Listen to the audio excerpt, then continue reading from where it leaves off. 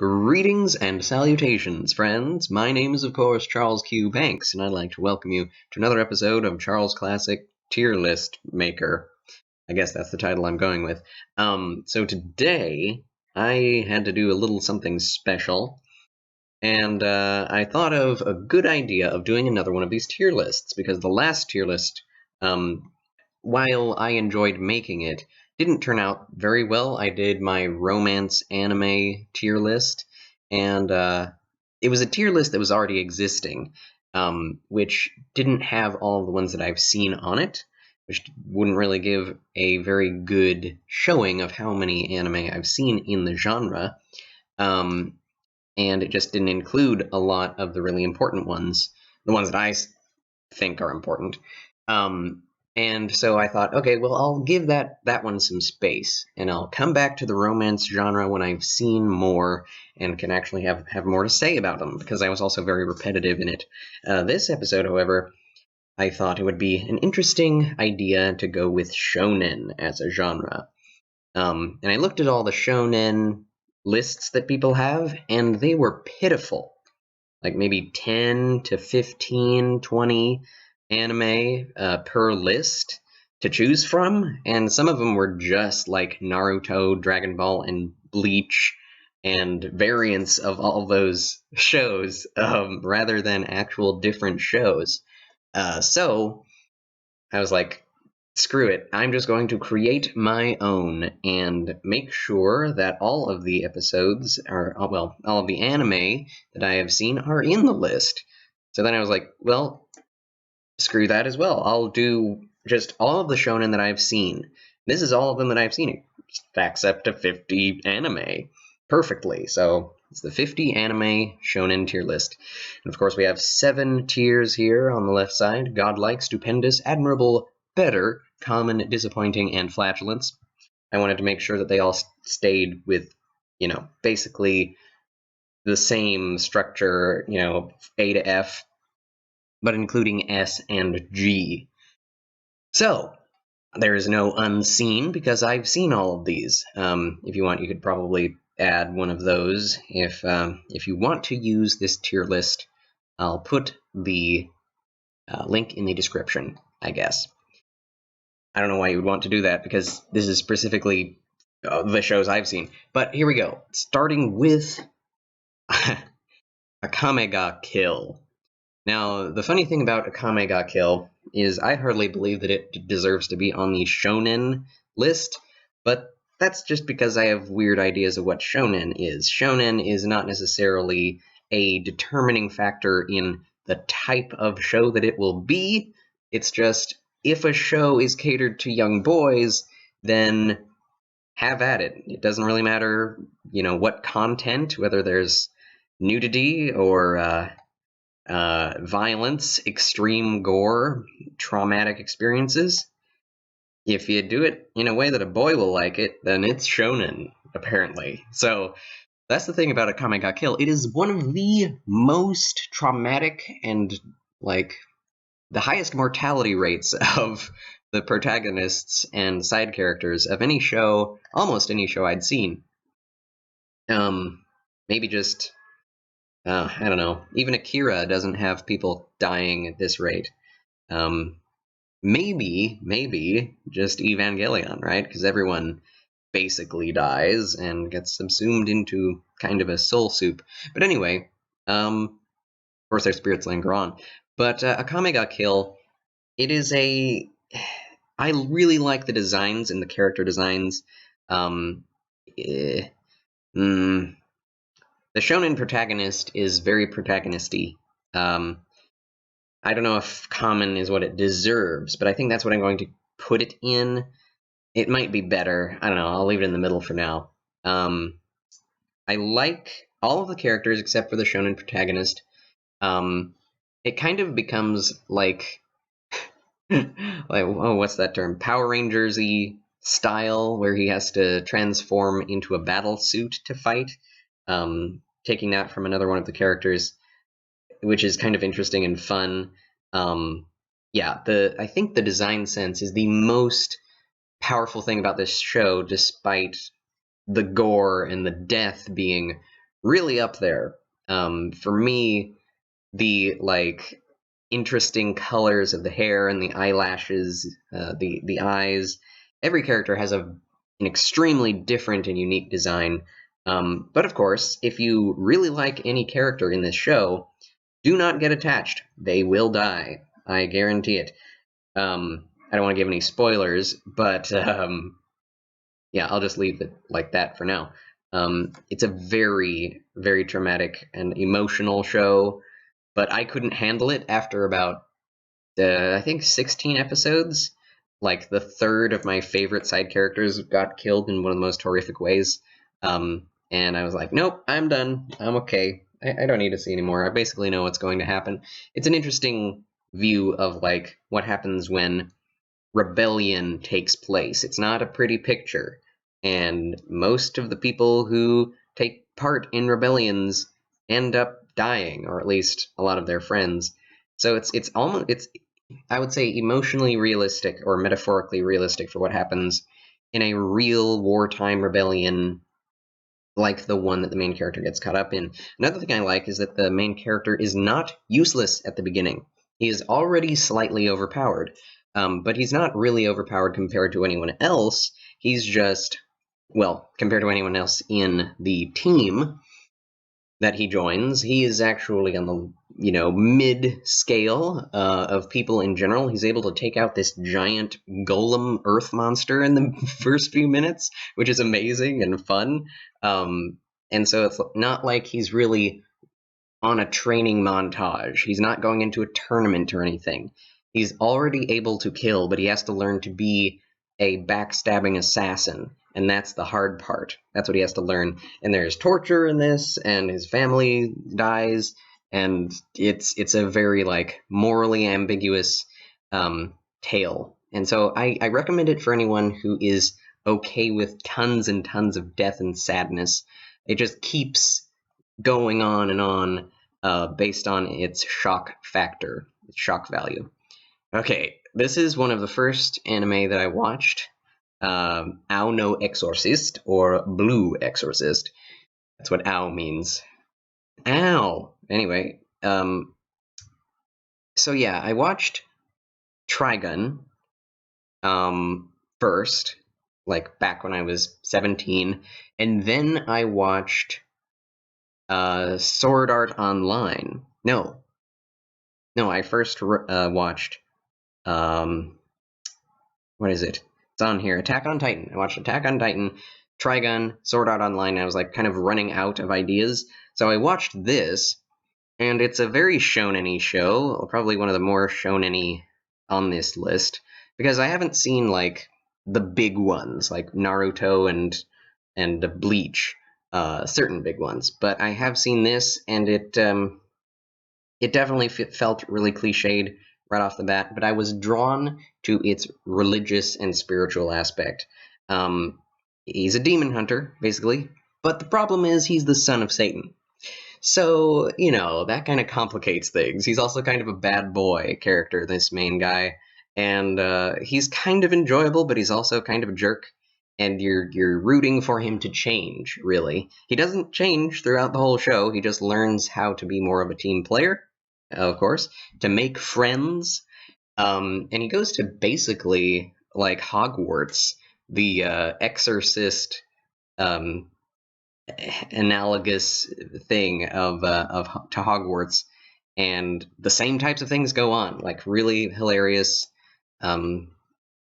testing, against giant frog demons, learning how to get your own spirits to work for you, like Pokemon, all this sort of thing. But it's so strange because it's almost like spiritual Pokemon, but but with actual exorcist jargon behind it. There's a little bit of theology here, Western Christian theology thrown into all this crazy Japanese crap. Of course, it's all, I say crap, it's all crap. It's very loose transliterations of the mythos, and I don't know, it was really colorful and crazy, but I wanted something more along the lines of like a Ghost Rider anime, or like I guess like what does Keanu Reeves play as? He plays as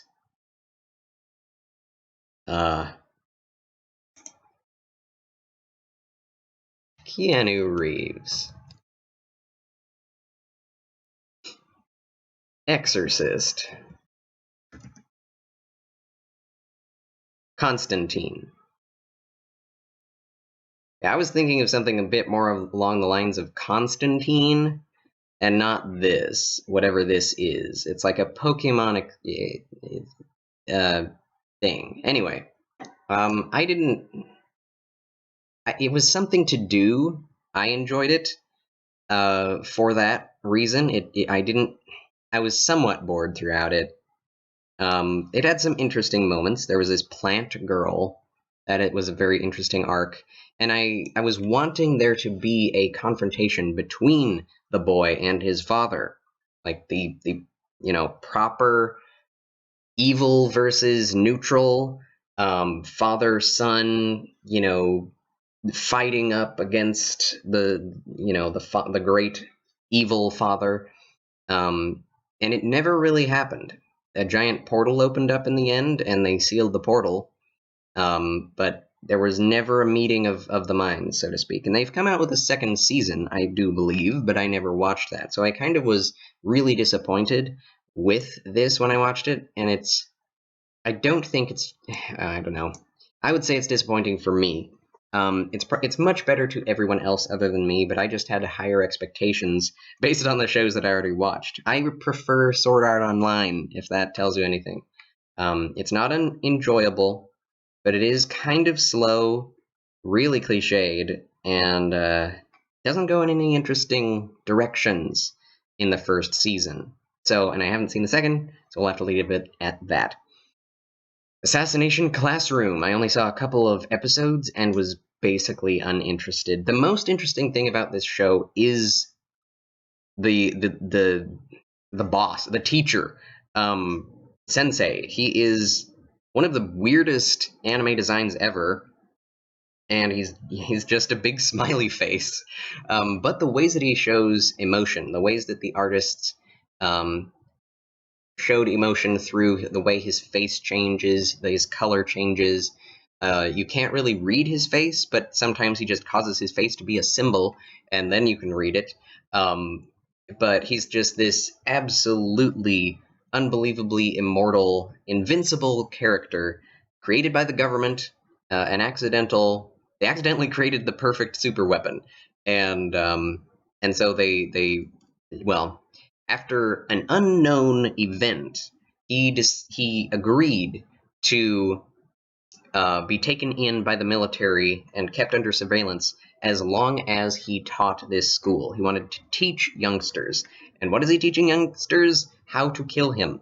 Or at least, I don't know. It doesn't seem to make a whole lot of sense. Like, we know that he's immortal, and all these kids are trying to, for their lives, kill this guy with the weapons given to them. If they can score a shot against him, then he won't kill any of them. But if they don't, then he will. Is that the thing? Like, there is some kind of a deadly threat going on here, and it reminds me kind of a bit of Danganronpa, which is strangely not a shonen. I thought it would be on this show, on the shonen list, but it obviously is not a shonen. I actually looked that up, and it's not obvious at all. I think it should be, but I guess it's a bit too adult. So anyway, Assassination Classroom, really strange character designs, especially for the kids. The main character is a blue-haired, short-haired boy. He's rather androgynous. I can't tell. Like, I still wonder if he's actually a girl. He may be. I don't know. But he has these like pigtails. But everyone talks to him as if he's a boy, and he acts like a boy. I don't know. Very strange character. Not one I could relate to. I don't think many people can. So it didn't turn me off, but it was like, I don't know where this is going, and I'm not interested in the character interactions that are happening. If they were just focusing on the alien and his backstory, then I would be interested, but that's going to be drip fed over a long time, and I didn't want to spend the time. So, moving on, I think that's all I can say about it is it's common. I wasn't disappointed. I didn't have any expectations. It's just a C. Not a D, it's a C. So, Black Clover. I've been watching this, not religiously, but I have indeed been watching it, and I've really been enjoying it. It is probably has some of the best, well, some of the most interesting animation and some of the worst quality animation I've ever seen in a show. It is wildly inconsistent. The first episode is probably one of the better animated segments that kind of prepares you for the type of battles that you want out of the show. And honestly, that doesn't start happening until like the 16th episode in. And there are a lot of episodes. I think there are now 80 something episodes. And I'm kind of not discouraged, but slightly sad that I'm going to have to spend so much time to get through this story. It's one of those long-running manga that's going to be turning into a long-running show.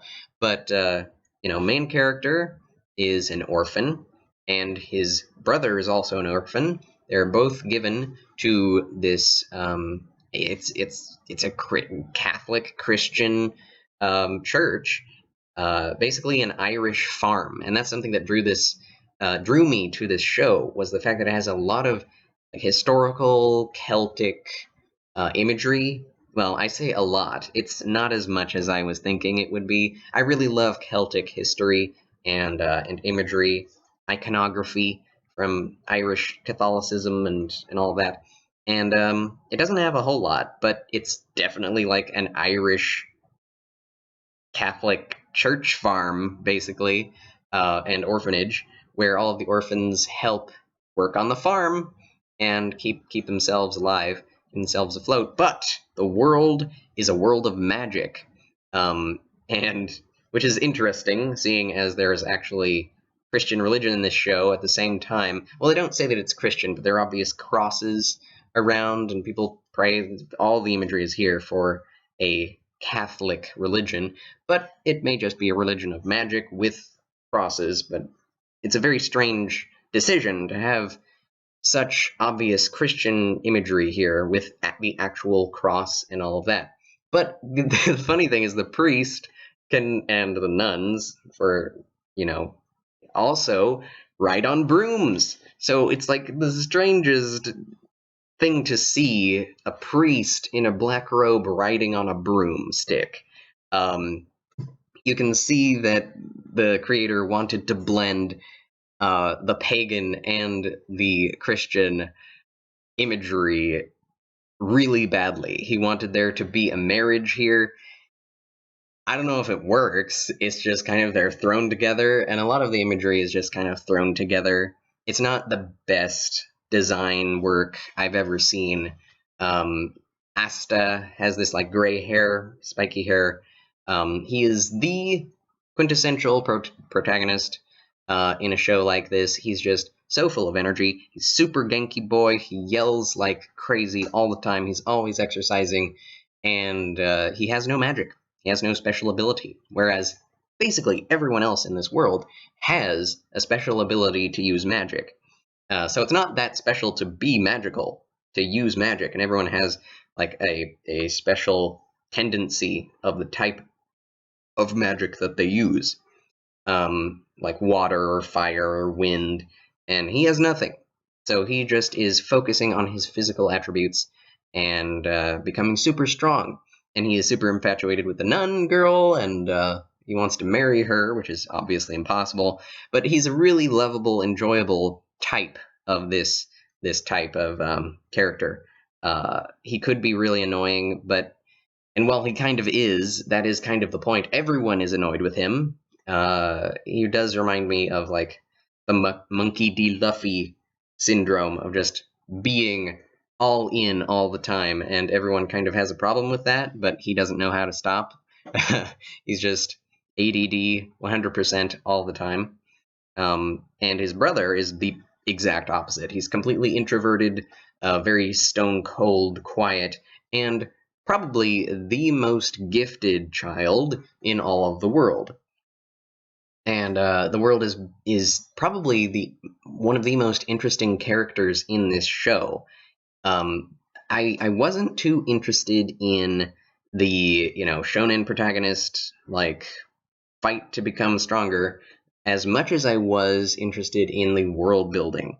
Now it's a very strangely put together world that doesn't make a whole lot of sense, but there's a lot going on here. There are definite rules that apply to everything, and there is an attempt to be consistent with them, and I really like that. It remains to be seen if anything will end up making sense by the end, but it is very interesting to see the fact that there's this underpinning subplot of the foundation of this kingdom that's been made that may be based on the bones of the innocent. And that is very, very slowly coming to light.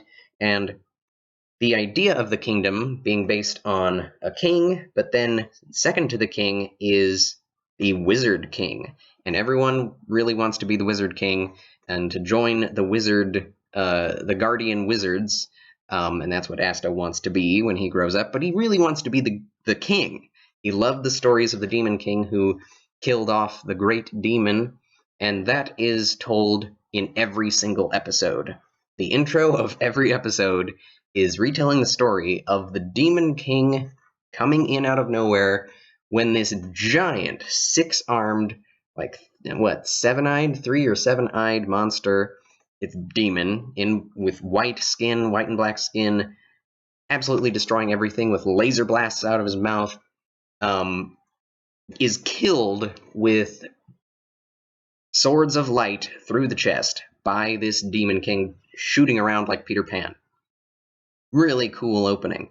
You do get tired of it after 5 times. After 50 times, you just skip it.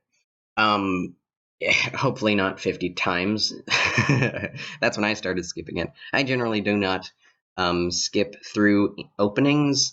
It's just something I generally don't do, just in case I miss something, and I usually want to actually listen to the soundtrack and the openings as much as possible.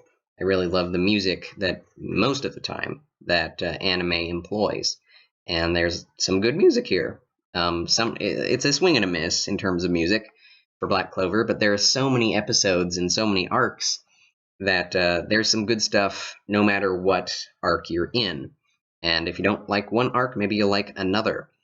You have to be in all the way with Black Clover, and it's strange. It's very tropic, but somehow I found it better than Ao no Exorcist and a lot of other shonen anime on this list.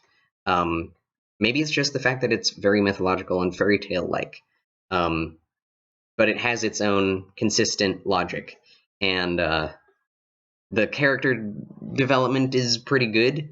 It's really good. That's probably the best thing about this show, is the characters start off one way, they grow and change and build.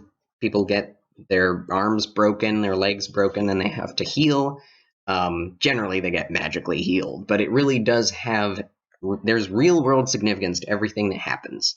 And that's really nice. It feels like we're getting somewhere.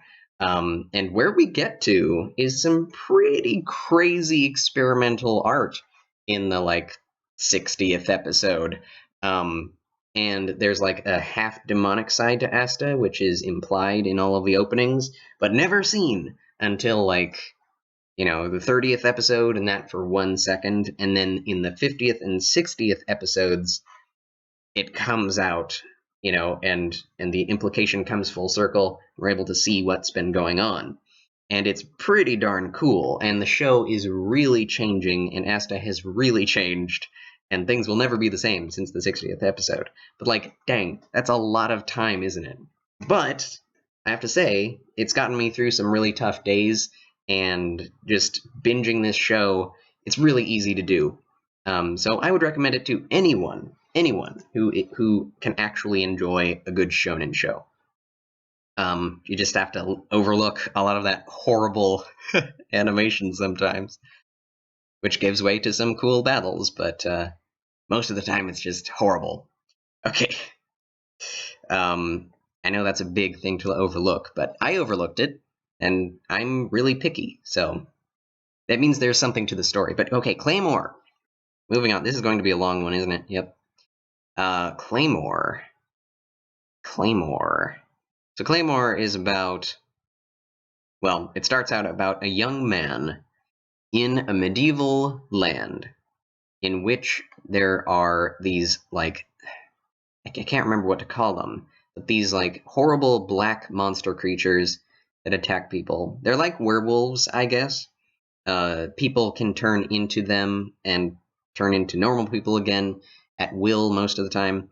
And there are these characters named Claymores, which are female Valkyrie-like characters, always very thin with white hair, but always with a different haircut, of course, and slightly taller or shorter, with a different weapon. And they have their own abilities, and the main character here is, I mean, it's beautiful. It's like a hauntingly beautiful show. And manga, I think the manga does a better job overall. It's one of those shows that had to stop right in the middle. It made its own ending. And while it wasn't necessarily a satisfying ending, I was satisfied at the end myself of what I got out of it. It's some really radical, rockin' good battle scenes, and it's very violent, very dark. I loved how dark it was, and it really questioned, like, the mores of its world and how things work. It's one of those things where it's like it's very, like, magical girly, where, like, even though it's not like girly, but the main characters have these amazing powers. There's this whole, like, conglomerate of characters that have amazing powers to defeat monsters, but are they monsters themselves? Are they drawing power from the monsters, and this is why monsters exist? And it's just a cycle of these things turning into monsters and then killing each other, and then new ones coming out, and it's that kind of a moral quandary, and it's very fun to go through, though, because you don't know how things are going to turn out. You don't know what the main character is going to choose, and really the male character who is technically the main character, but I would say he's basically a side character. He doesn't really matter at all. He's just a blank slate that we view the action through. He does get some moments, but really that's all he's there for. But it is useful and a worthy character for the Claymore in question to kind of work off of. Like, she is really Spock-like, cannot really emote or, well, she can, but it's difficult, and she cannot understand other human interaction. And all of these girls are emotionally damaged people, and he has to try and work through her facade and try to become friends with her. He wants to romance her, but of course that's not going to happen. But she does end up getting more and more soft to him, which is an adorable thing to watch take place. So this one, it's I really like the style of it. I really like the feeling that I get from it. It's like, I love Bloodborne, the game, and this is a very Bloodborne style story. It's that same kind of, like, dark, edgy, really serious type of story that you don't tell your kids, but it really does have an impact. I won't say stupendous. I'm going to say admirable. I thought it was admirable, at least. In terms of story, Black Clover, I think, is better, but overall, I gotta say, I actually prefer the story of Claymore. Okay, here we get into some really, rare, weird stuff. This is Cuticle Tante Inaba. Cuticle Detective Inaba, and I have no idea where to put this. This is not disappointing. It's commonplace. It's a comedy, straight up, and you have to watch it in order to understand it. Excel Saga is down here somewhere, and it's kind of like Excel Saga, except makes even less sense. This character is like a wolf dog, a wolf man dog, were dog, a redhead, which is great. I am also kind of slightly attracted to him, even though he's a man. It's one of those things where it's like there's a shoujo influence here, and it's like it's really inappropriate sometimes. Having kind of boys love, well, not kind of boys love jokes here and there, which I think is really funny because it is funny. The whole boys love genre is really funny to me, that people are even into it. But it's made fun of here. There's a literal goat that is the main villain. He's like a 3-foot goat, maybe not even that, like a 1-foot goat, and he eats money. And so he has to try and con people out of their money so he can eat it. It's ridiculous. There's a guy with a bag over his head as his sidekick. Anyway, it really is funny, but it's actually pretty lackluster. Your eyes just kind of glaze over at the stupidness of it. Of course, comedy is a very, very subjective thing. I just thought there was a bit too much crude humor and reliance on like just really basic, low-hanging fruit of comedy for it to be any better than common. So, not a whole lot more to say about it. I watched the whole show. There were definitely some laugh out loud moments, but I also kind of feel like I wasted my time. And there are some odd moments where the show goes completely serious and is like like a really serious spy drama. And it's like, what? What is going on? And then it goes right back into the comedy, and it's like, okay, what was that about? And it doesn't really stay there for long. But so it's just kind of, you forget about it and move on. And so a lot of that happens in this show. It just throws stuff at you and hopes something sticks. Speaking of which, speaking of comedy and things sticking, this is the daily lives of high school boys. Now, I found this to be very similar. I looked it up because I love Nichijou, and that's on this list too, I believe, strangely enough. And I wanted something similar. So, what's more similar than a show literally called Nichijou, but with daily lives of high school boys in front of it? And totally different title then, right? But anyway, so this show was very disappointing. I don't know if it deserves flatulence, because I did laugh a few times. But again, lowest hanging fruit, stupid, crude humor. I barely laughed at all. When I did, it was really good, but I don't know. The type of humor is like laughing at how pathetic people are, and then laughing at how certain female characters are more masculine and strong than the male characters, which I don't find as funny. It's like, it's just weird. It's like a girl being like super angry and yelling at people out of the blue when, it's also very sexist. It's like sexist in both directions to kind of cover its bases, which, I don't know, it was kind of offensive to me, is what I'm saying, throughout the whole thing. I felt like I was being offended and insulted for being a boy, as well as I'm sure I would be offended if I were a girl watching this. But yeah, a lot of good meme stuff in here. So do that with that what you will. It's not as good as people say. I give it a, like a 5 at most, 4 at worst. Okay, Deadman Wonderland. I watched one episode of this.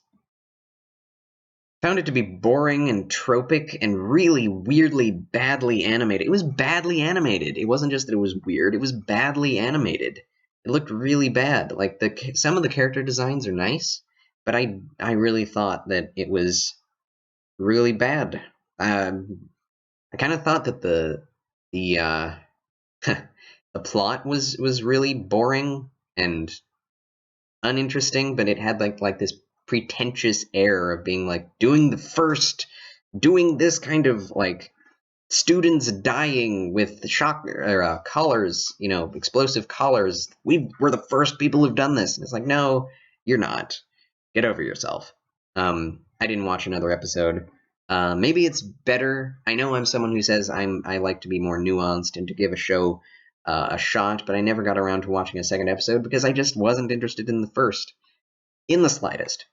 So yeah, the girl in white looks cool and crazy, and I like that, but man, I don't think it's worth it for me to continue watching it. Death Note. This is a godlike shonen, and I say that because shonen, I just gotta say, shonen is not my favorite style of show. It's not my favorite genre. But, so that being said, in a genre in which everything that you can compare it to is shonen, Death Note is top tier. I might even say it's top tier in any genre, but I really haven't thought about that much. Everyone knows it's a good show. It's one of the most popular anime shows of all time, and for good reason. You should at least try watching this show for more than a few episodes if you possibly can, if you want to get into anime. This is one of the shows that is probably most recommended, strangely enough, because it's really, like I've said before, traumatic, and there's a lot of death in it, murder. It's very dark, negative feeling emotionally. It's from the perspective of a villain. This, of course, isn't the villain right here. This is L, the good guy, actually, on this picture. But who is a great side character, L as the antagonist in this show about an evil protagonist. Just a brilliant character. This show is written brilliantly. It sometimes digs itself into holes that it has to dig itself out of, but I think it digs itself out of those holes almost as well as it dug itself into them. It's really intense. Oh, just great. It's a thriller, and it's really interesting to see into the mind of a criminal and into someone who thinks himself to be the god of this world. I don't think I need to explain the plot. Just go watch it if you haven't already. It's one of the best mystery shows in anime as well. That's another thing I can do, is make a mystery tier list. Anyway, oh boy, this one, dang nabbit, I don't even want to remember that this exists. Otaku Teacher. I don't remember the Japanese for it. This is Flatulence. This is fully deserving of F. It is absolutely fatuous, vacuous, idiotic, and I don't really want to say a whole lot more. The best thing about this show is that the main character has red hair, and has glasses, and wears a white coat, a white lab coat. His sister is like tsundere and wields a baseball bat, and whacks him with it whenever he's being super otaku. I don't know, it's one of those shows that feels really pretentious. It's really grinding the face of people who aren't otakus. It actually has a really leftist agenda as well. Like, you can do whatever you want, you can be whoever you want to be. Teachers don't matter, authority doesn't matter. It was super weird. It's a horrible show. I never laughed once. I watched like 7 episodes, and I regret seeing them. The main character is overpowered, hyper intelligent, fixing everyone's lives immediately, and everyone loves him. and there's no conflict. The only conflict is, I think, the school throws him out at one point, and then he immediately gets back in. I don't know. It tries to be inspirational, but falls flat on its face because it's not that intelligent. It's really not cerebral at all, and all the comedy was not funny, and it was just really typical shonen fare. Kind of like Clanad, a guy going in and fixing a bunch of really pretty girls' lives. But this guy shouldn't know anything about anyone else's lives because he's just a guy who stays on Reddit all the time and just otaku stuff, watching anime. And yet he's a professor and he's able to fix people's lives. Okay, moving on. I mean, I just want to say, I cannot tell you, this is one of the worst anime I have ever seen. And I've seen Chaos Head, which is not in this list, thank God. Not a shonen. Alright, moving on to D.Gray-man. I have a special place in my heart for D.Gray-man. I have a Tim Campy plushie, which is in most of my videos. You can see it in the top right sometimes.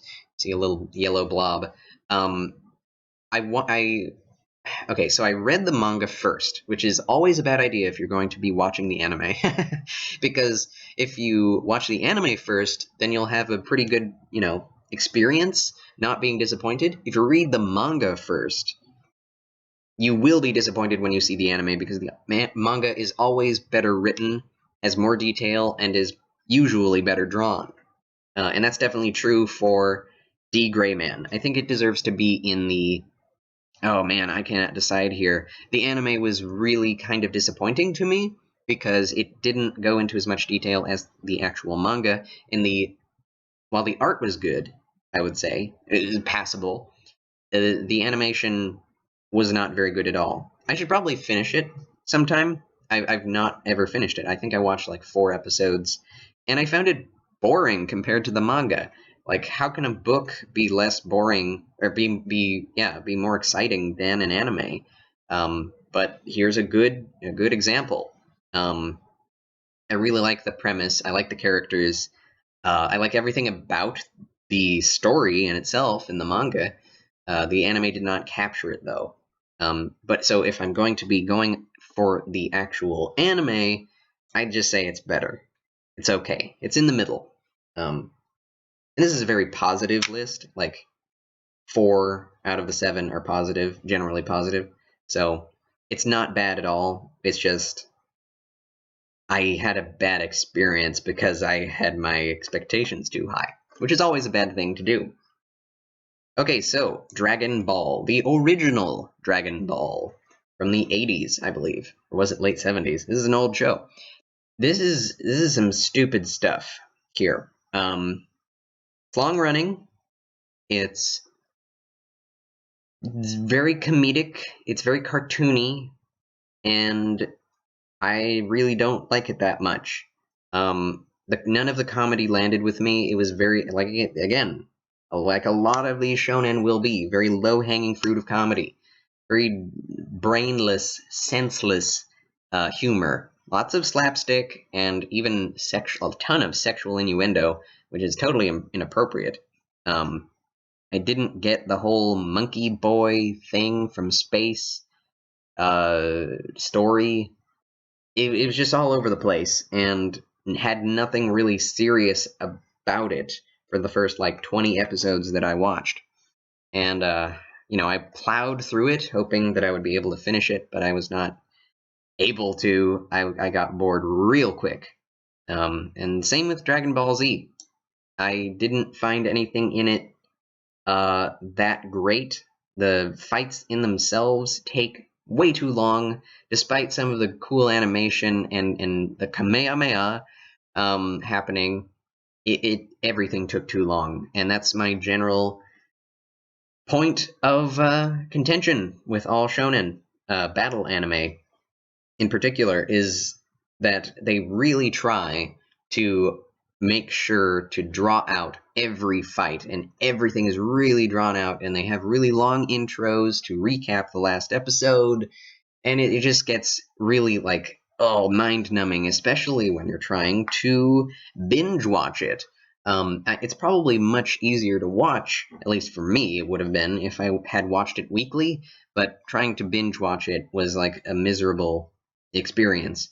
I think it's Dragon Ball and Dragon Ball Z, groundbreaking animation, and anime that really influenced pop culture in general and just culture. Like these things are really important. I think they really influenced video games, like the fighting genre, and nothing has been the same since. But these shows are not for me. I can see the potential. I can see Dragon Ball Z people back in the day being blown away by how brave it is. Like it's very violent, like incredibly violent. People die all the time. Um, Goku, well, spoilers, uh, for what, a 40-year-old show almost. Goku dies very early on in Dragon Ball Z, gets pummeled right through the chest, and like an open wound, like a cannonball wound, right through his body, and dies and goes to the afterlife. And of course, he comes back later, but it's like, oh my gosh, so many episodes later. And I watched up to that point where he's about to come back, and I was like, oh, screw it. I'm just going to watch the abridged version. And that was enjoyable enough, I guess. I didn't enjoy the show itself as much as the abridged version made it funnier by abridging it. What happens in the show is not intriguing to me. Like, planets explode, people turn into giant monkeys, and aliens come and kill people, and side characters actually die, and when certain people die, they stay dead, but not others. And people have really strange uses of the Dragon Balls, which makes no sense. I couldn't get into it. I'm sorry, anime fandom in general. Forgive me, I am too weird. Okay, so let's move on to something I did like, which is probably of a worse quality in general. Dusk, Maiden of Amnesia. I'm a little bit embarrassed to be admitting that I watched this show all the way through. It is basically a fan service romantic comedy anime with a spiritual, ghostly bent to it. The Dusk Maiden of Amnesia is actually a ghost. She's like a 20 or 40-year-old, maybe, I don't know, really old ghost. You don't know how old she is or what era she's from at the beginning of the show, but she is someone who is really, really strongly coming on to the main character all the time, but no one else can see her doing it. So, but he can see her doing it, and so he's flustered and awkward all of the time, and she's just totally open to him constantly, and he can't do anything about it because he's in public. So it's like that awkward interchange most of the time, which can be funny, I guess. I didn't find that funny. Just kind of up to the tension, I suppose. Multiple types of tension being stretched, taut here. And he joins an occult club or ghost club, and they are trying to investigate ghosts, and it's really funny because this group is really seriously trying, at least certain members are really trying to find out about ghosts and believe in them, and this ghost is just tickling the ear of one of the guys sitting there who didn't believe in ghosts beforehand. And it's really, that gets pretty funny. But the best thing about this show is not the fan service. There's a lot in it, I gotta say, and I'm sorry to my parents for watching this, but it really gets incredibly emotional, really like emotionally and relationally deep, very psychologically deep. Goes into like the depth of romance and like what true love is and isn't. And at the end of the show, I was crying my eyes out. It has some of the most beautiful music in composition in anime that I've ever seen or heard. And it has some really beautiful animation as well. I mean, the hair swirling behind her with her red eyes glowing and that smile. It's so beautiful. It's great. And that really long skirt, which is awesome, even though she doesn't wear it all the time. I can't. I'm really like confused about what to say about this show. I want everyone to see it, but I don't want everyone to see the fan service. It's really embarrassingly, like, in your face sometimes, just for the sake of, young boys. Um, but she's a lovable character, and it's revealed, so much gets revealed about her character, and what she went through, and trauma, and how she died, which is, like, really nasty and sad. Um, it's like, it's really intense. I'm just gonna say that. I don't want to spoil the whole thing. Um, I'm tempted to put this into stupendous territory because of the emotional impact it had upon me. So I'm going to put it that there for now. If in the future I watch this again and have a different opinion, I'll redo this list and see how things have changed since then. Okay, here we go. Here's a light-hearted show, Excel Saga. That's the short version of the title. This show is hilarious.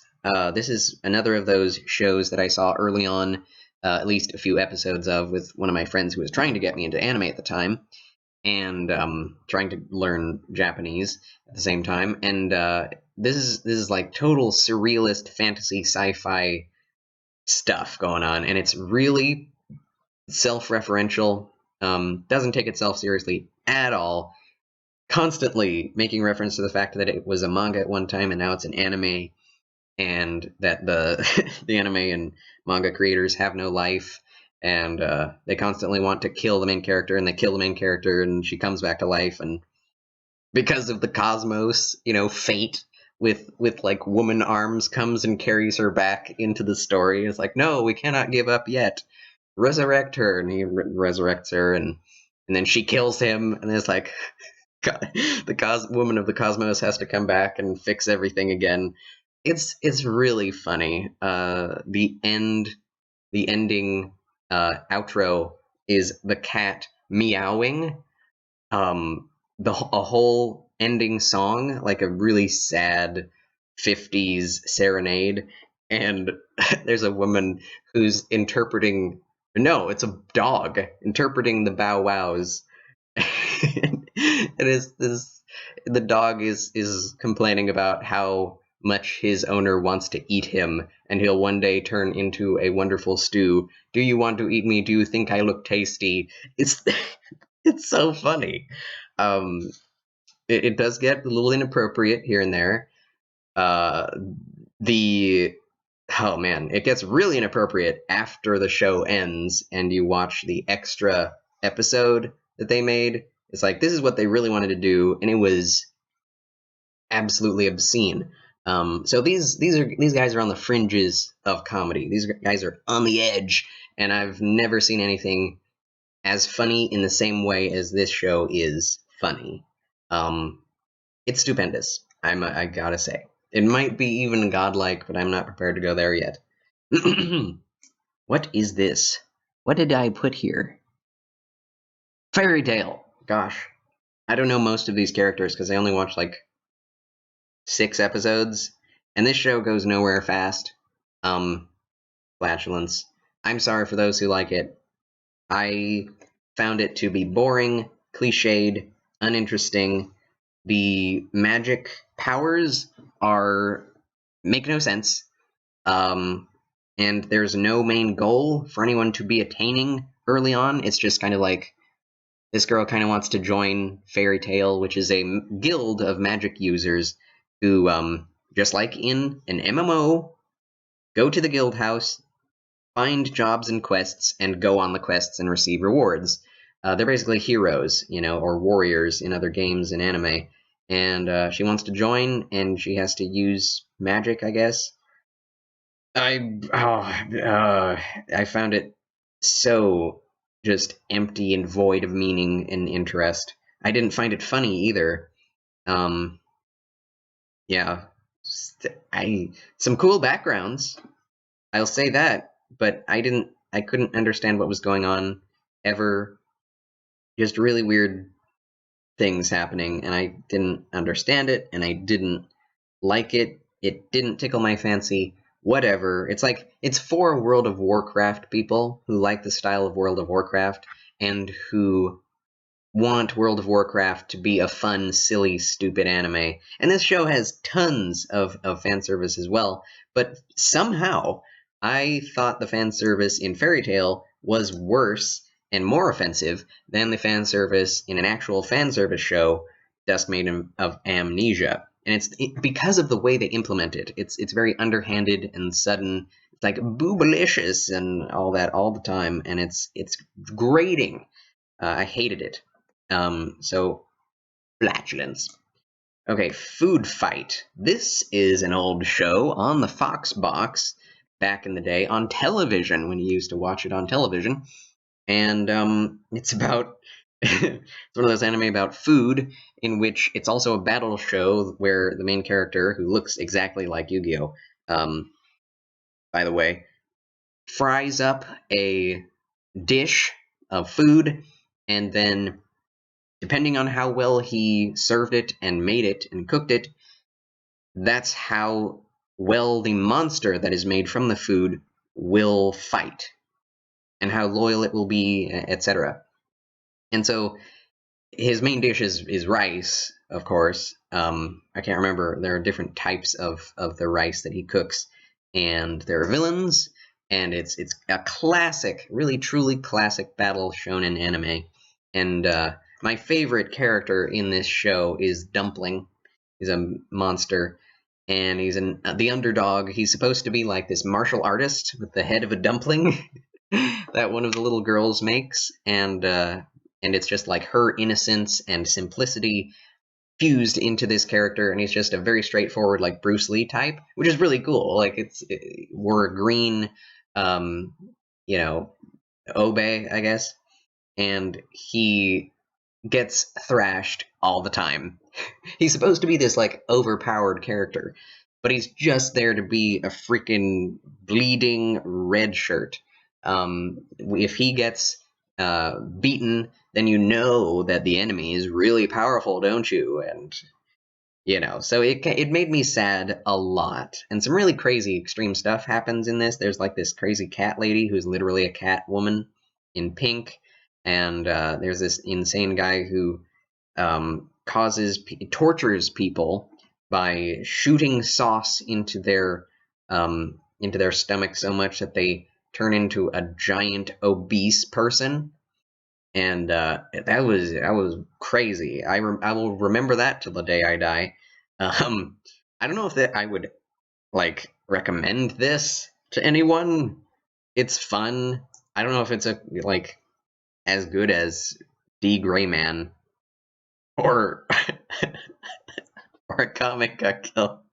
It's in this range. Yes, it is. Definitely. I gotta say, I'm being very honest here. This is basically my experience of shonen so far. Very few really good ones, and a lot of just okay ones. Oh wow. Okay, so this is Brotherhood. This is Fullmetal Alchemist. I watched Fullmetal Alchemist, the original from the 1999, no, 2000. I don't remember. First, I watched this first, and that's an interesting thing because this was airing as the manga was being published, and it came up with its own ending because it went faster than the manga did. And the manga came out. Manga. Anyway, this is a great story, and this show is interesting in that it did something new. It went full force in a totally different direction after a certain point, and you can really tell. You can really tell that this show went off the rails at a certain point. You're just like, whoa, who are these characters? Where did they come from? This is very strange. Like, it doesn't feel at all the same. After about the 14th episode, things go really off the rails. I think it's a 54 or 56 episode show, and it's really actually not very good animation, I have to say. It's very stilted, just pictures of action happening, rather than fluid animation. There's no fluid animation in this, which is odd because it's Fullmetal Alchemist, one of the most popular shonen in existence. And the character design sense is excellent, as usual. I say as usual, but this is kind of what set the tone for what Fullmetal Alchemist would be in animation. But it just didn't stay the course, if that makes sense. It stayed interesting, but at a certain point you're like, wait, does that make sense? Why are they in that situation, and why do these people even have souls? I thought that person was killed in the beginning, but here they are again.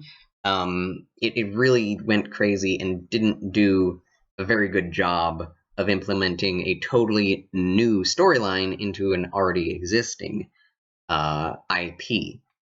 Fullmetal Brother Alchemist. That's not what it's called. Fullmetal Alchemist Brotherhood, on the other hand, is probably one of the best anime out there. I'm going to say that it is godlike. Yeah. Because it goes so far in well adapting its manga, but also going the extra mile in making the animation amazing. And some of those battle scenes, like, they really stick in your memory as being fast and fluid. Some of the fights in here are the exact representation of what good animation should be for a fight. And that's worthwhile already. But the story is very well crafted. You can tell they took this straight from the pages of the manga, and they did really well to do it. I've had some strange comments about this show, though, in which people say that Fullmetal Alchemist Brotherhood was a poor adaptation, and that it didn't do anything new, for one thing, outside of the manga. And another thing I hear people say is that it's just moving manga, that it's too much like the manga. So it's like, what? You can't have the two problems going on at the same time. It's beautiful animation. It's not like still images like Fullmetal Alchemist, the original, was. And it really delivers on all of the things it sets up, unlike Fullmetal Alchemist, the original. There is a kind of charm to the animation style in the original Fullmetal Alchemist, whereas the Fullmetal Alchemist Brotherhood is just so clean and perfect. I prefer the more sketchy old style of animation, but it looks so good in Brotherhood. One thing I dislike about both shows is the style of comedy. It's the style where no matter what's happening in the story, it's a very serious story, by the way, very adult. It's all based on magic and alchemy. It does the best out of any anime I've ever seen at showing alchemy and going into depth into the matrices of reality and how alchemy might work in a real world, quote unquote. Very, very brilliant.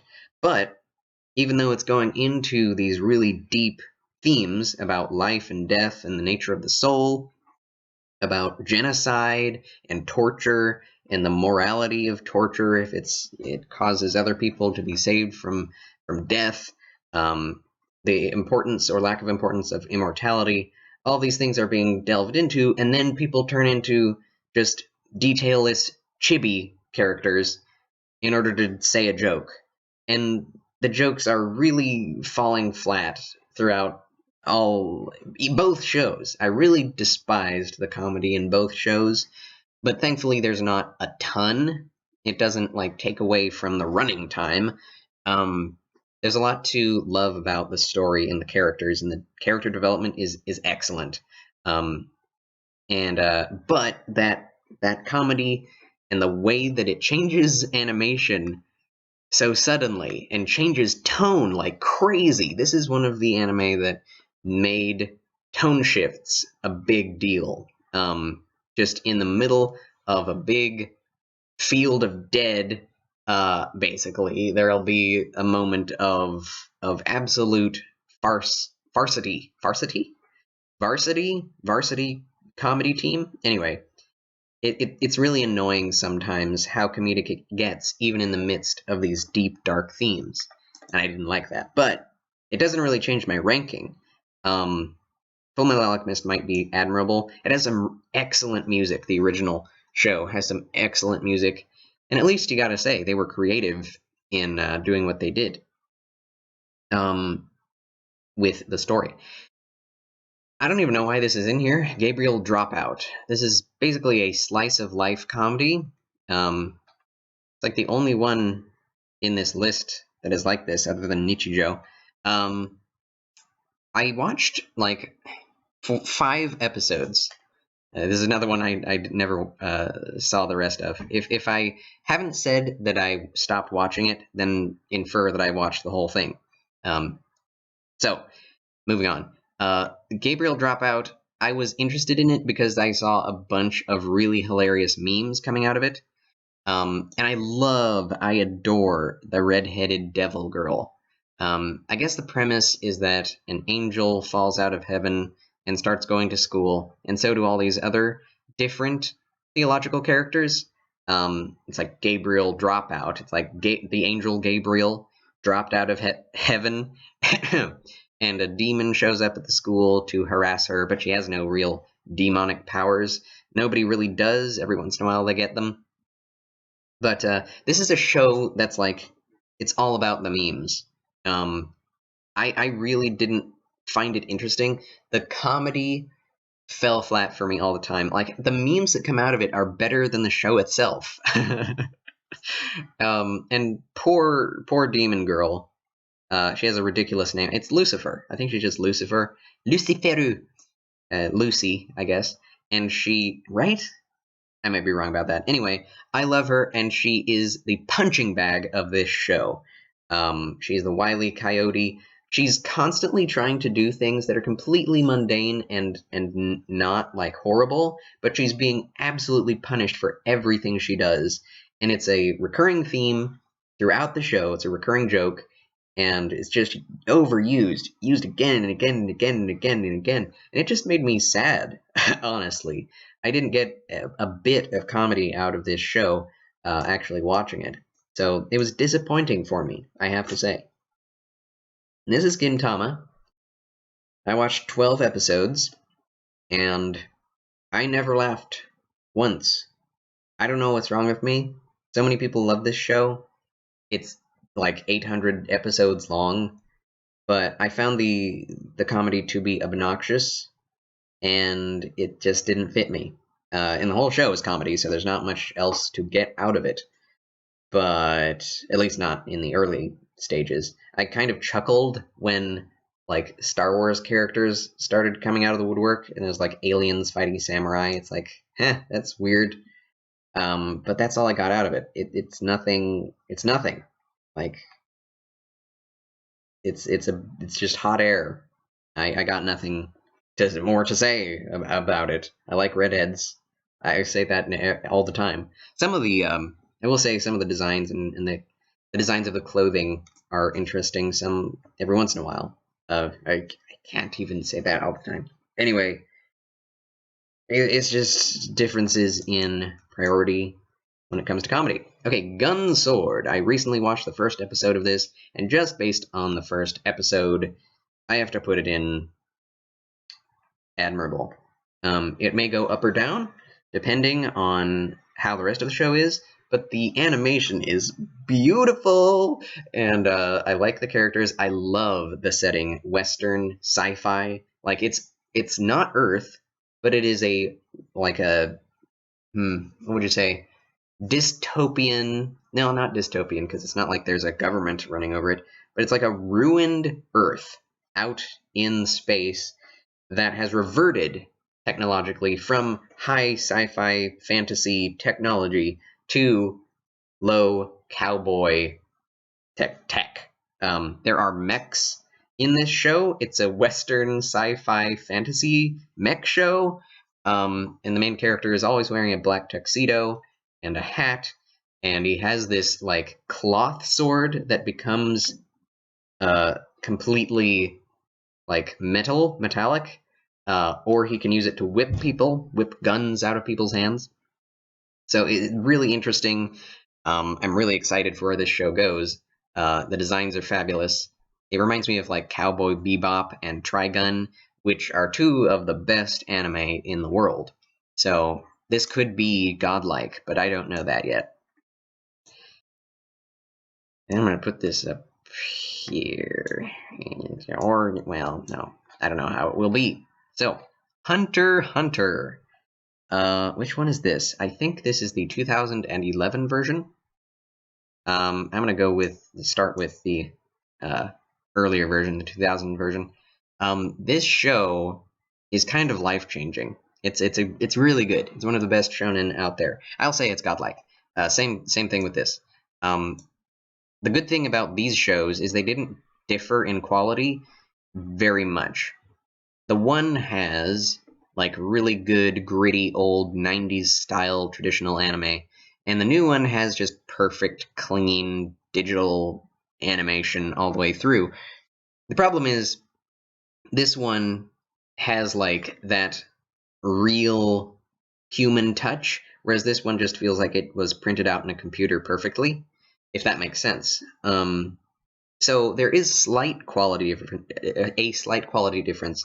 This show drops in quality every once in a while, but its highs of animation reach higher highs than the 2011 version, in my opinion.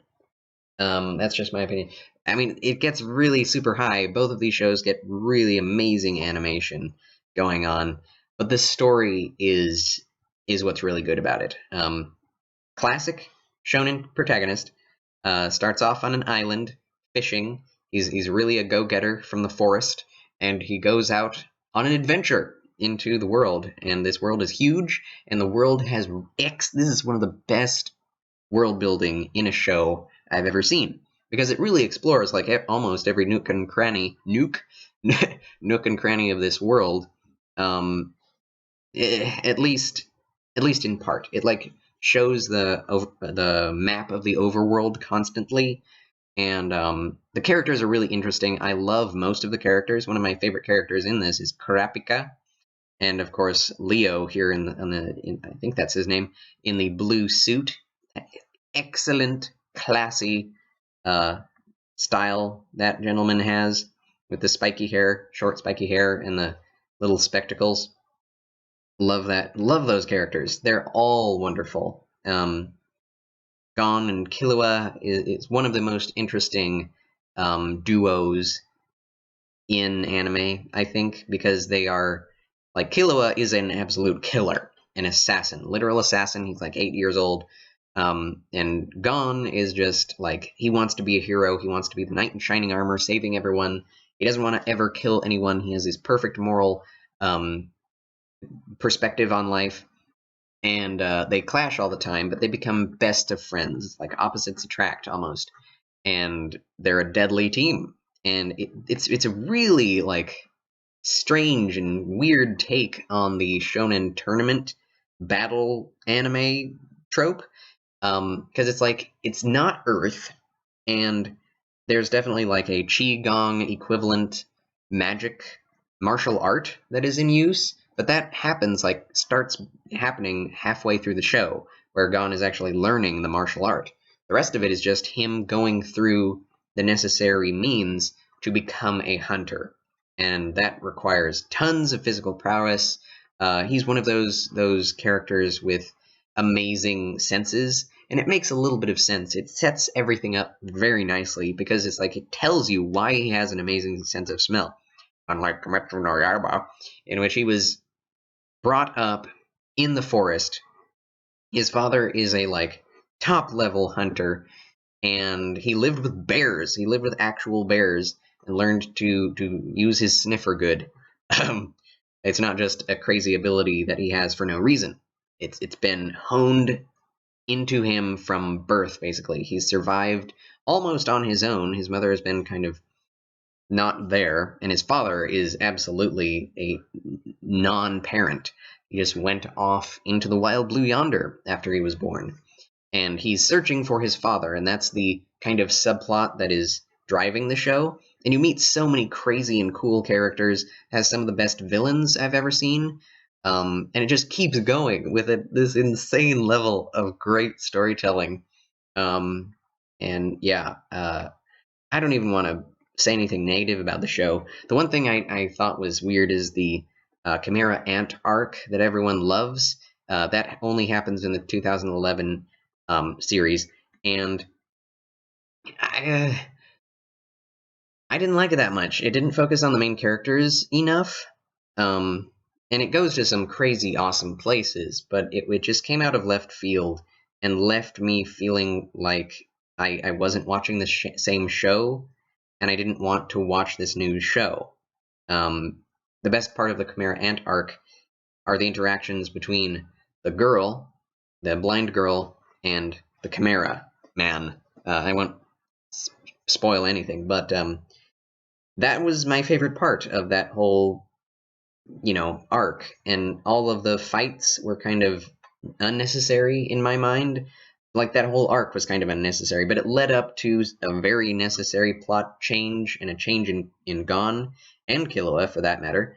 And there's, like, major development happening in Gon, and it will have major consequences on the rest of the show if the rest of the show and the manga ever get made. This is one of those mangas that is constantly on hiatus, and the original Hunter x Hunter ended like in Kurapika's arc, like halfway through the 2000 version, and the 2000 version continues beyond that point. What? No. Yeah, anyway, I think you'll get what I mean. If you've seen either of these shows, watch them. They are both worth watching. I prefer a lot of the voice acting in Hunter x Hunter 1, the original, but it's great in the second one too. But, depending on which one you watch first, you'll always like the one you first watch, because they do have a lot of different voice actors. Like, basically all of them are different. So, next is Watashi wa Jitsu wa Watashi wa, right? I am actually ... is the title of this show, and it is a romantic comedy. One of those that wasn't included in the romantic comedy tier list that I did last time, which is really strange. I really liked this. It was okay. It has some really interesting character designs. I don't know if you can tell that just by looking at it. Yeah, like, this is one of the least eye-catching things in this list. But where'd it go? There it is. So, yeah, it's very poor quality. But green hair protagonist girl, brown hair protagonist boy, another blue-haired protagonist. And then everyone has basically different candy-colored hair. The main character is a weakling, and the boy, that is, who cannot keep a lie, cannot keep a secret for the life of him. He always blurts something out. He always turns red in the face. Everyone can see right through him. He is absolutely translucent. That's the only word I know for that, but tell me what it actually is. And so, problem is, he is in love with this girl. She's seems to be very shy and to herself, but she's like the most popular, beautiful girl, model-like girl in the class. It's a high school of romantic comedy, I should say. And so one day he goes to confess to her that he likes her, and she has bat wings and fangs, and there are bats flying around her. She is a vampire, and now he has to keep this secret from everyone. And he constantly is almost blurting it out, and it's a great little, like, distraction from the main romance part, but it's also, like, integrated in certain portions. And it turns out that basically every girl in the show, in the high school that they go to, also is some version of strange entity. This girl is actually an alien in a tiny alien in a giant robotic body that looks exactly like her. And she's the class president. And so she starts also liking him, and so there's a love triangle, and it goes into very tropic places, but from a very weird outset. I love this show to death, but it is not deserving of anything higher, I think, than a pretty good. Like it's a 6 out of 10. I love the animation style. I love the art style. It's so different. There are certain it's very familiar to something I've seen before, this art style, but I can't get it. It's in the back of my brain. I think it's very attractive and very wonky and um, it's interesting. I want more anime to look like this. It's just pretty. It's like and unique, creative. Um, but yeah, it's a good show. It's not the best. So let's move on. JoJo's Bizarre Adventure. JoJo memes, right? I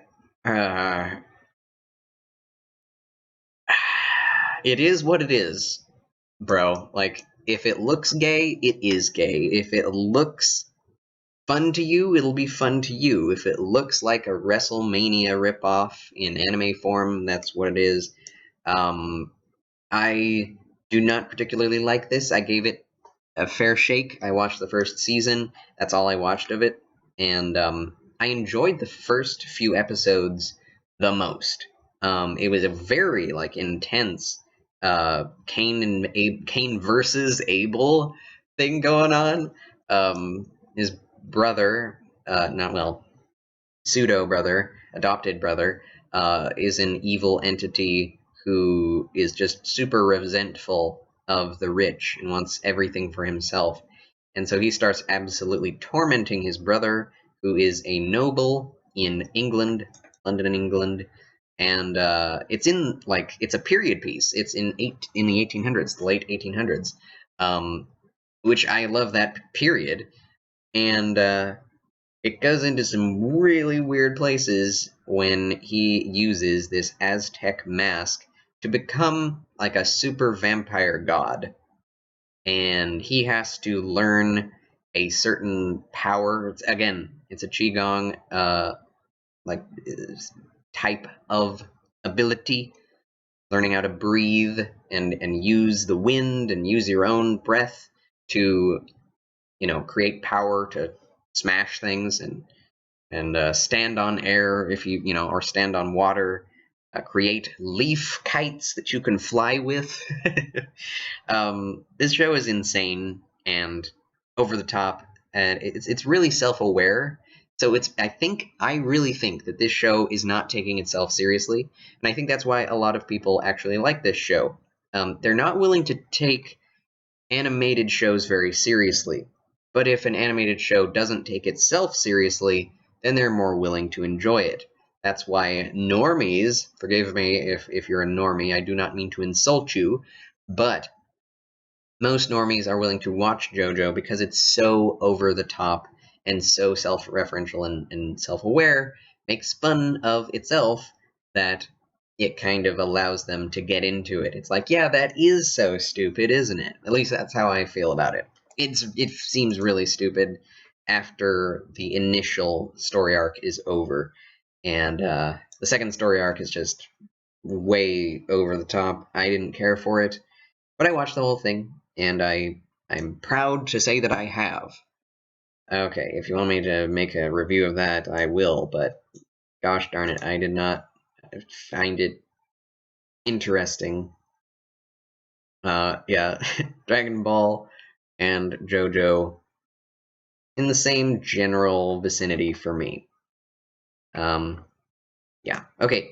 So Kinnikuman to say whatever, it's Ultimate Muscle, another Fox Kids show, or the Fox Box, and that I watched on television as a young teenager, and it was weird. It's a wrestling show, super wrestling show. People with actual superhero abilities from different planets, so it's also sci-fi fantasy, all come together and fight in rings to keep the world from being destroyed by aliens. That you heard it right, folks. That's just how weird this show is. It's similar in a way to a lot of other shonen in that it's very comedic. The main character is a pathetic loser, but who has like a special power that he can utilize if he's in a horrible situation enough, and then he'll be the most powerful wrestler of all time. But it takes so much for him to get there. He's just, and there are constant fart jokes and even pee jokes, and it's pretty lowbrow. It is probably one of the most lowbrow shows I've ever seen, and I would recommend it to no one except for the most staunch WrestleMania fans. Um, so yeah, that was a weird time in my life. I love Dick Dick Van Dyke. I don't know if you ever heard of the antelope type of small deer known as a Dick Dick. There's a character who is named Dick Dick Van Dyke after Dick Van Dyke, and which is hilarious on so many levels. And he's a little literal deer man. He's my favorite character. Great voice. I love that voice actor. He's an American. I mean, I heard the dub. The dub it makes it even stupider. But that voice actor is excellent. He just nails that kind of in-your-face, like aggressive, narcissistic person. Just thinks the world of himself. And anyway, they're very memorable characters here. The GameCube game from that era is pretty good. It's a pretty good wrestling game. I really enjoyed playing it. I really wanted it back in the day, and I finally bought it when I grew up, and I played it with my friends, all of my friends, and most of my friends, and I really got a kick out of it. It's one of those shows that was made so that they could sell toys, and they already had the toys, the wrestling toys, little tiny miniatures, and they had to make a story for it, and it really sold out. The original was like a really brutal, bloody show and story, but this one not so much. It's very brutal, but not bloody at all. Yeah, it's one of the weirdest shows I've ever seen. Speaking of weird, Mahotsukai no Yome. I love this show so dearly. My cat is calling me. Meow. Meow? Sonia? Come here. Come here. Bring your fish in here. Good girl. She wants me to play with her, but I will resist for a little bit more. Mahotsukai no Yome is the ancient Magus bride, or Mage's bride, in English. I watched this by myself. Like the pilot episode is like a 50-minute episode, especially long, and it's kind of a Beauty and the Beast type show. This ancient mage, who has the literal face of a horse skeleton with ram horns, which looks really crazy and really cool to me. It needs someone to, well, those are spoilers, but he basically goes into the underground of the world where there are tons of, it's another Harry Potter style world, and there's like a slave trade deep underground of magic users, and she, the girl, the redheaded girl, another redhead, I love this show so much. She is like a totally depressed person. She was an orphan. Her parents were killed, I believe, at a young age. She started seeing literal demons coming out and like eating her food, tormenting her, and then she would get tormented by her adoptive parents saying, "Why, what did you do with your food? I know you couldn't have eaten it. Did you throw it away again?" And blah, blah, blah, blah. And like, "We're not going to feed you again until you start to appreciate your food." And so she's just being starved by these demons, and she's really seeing them. They're really interacting with her, and she just runs into the forest on her own. And like, she runs into this magical library, and this guy, the pilot is really good all on its own, but it really sets the tone for how good the rest of the show is. And there's this like magical library that she runs into.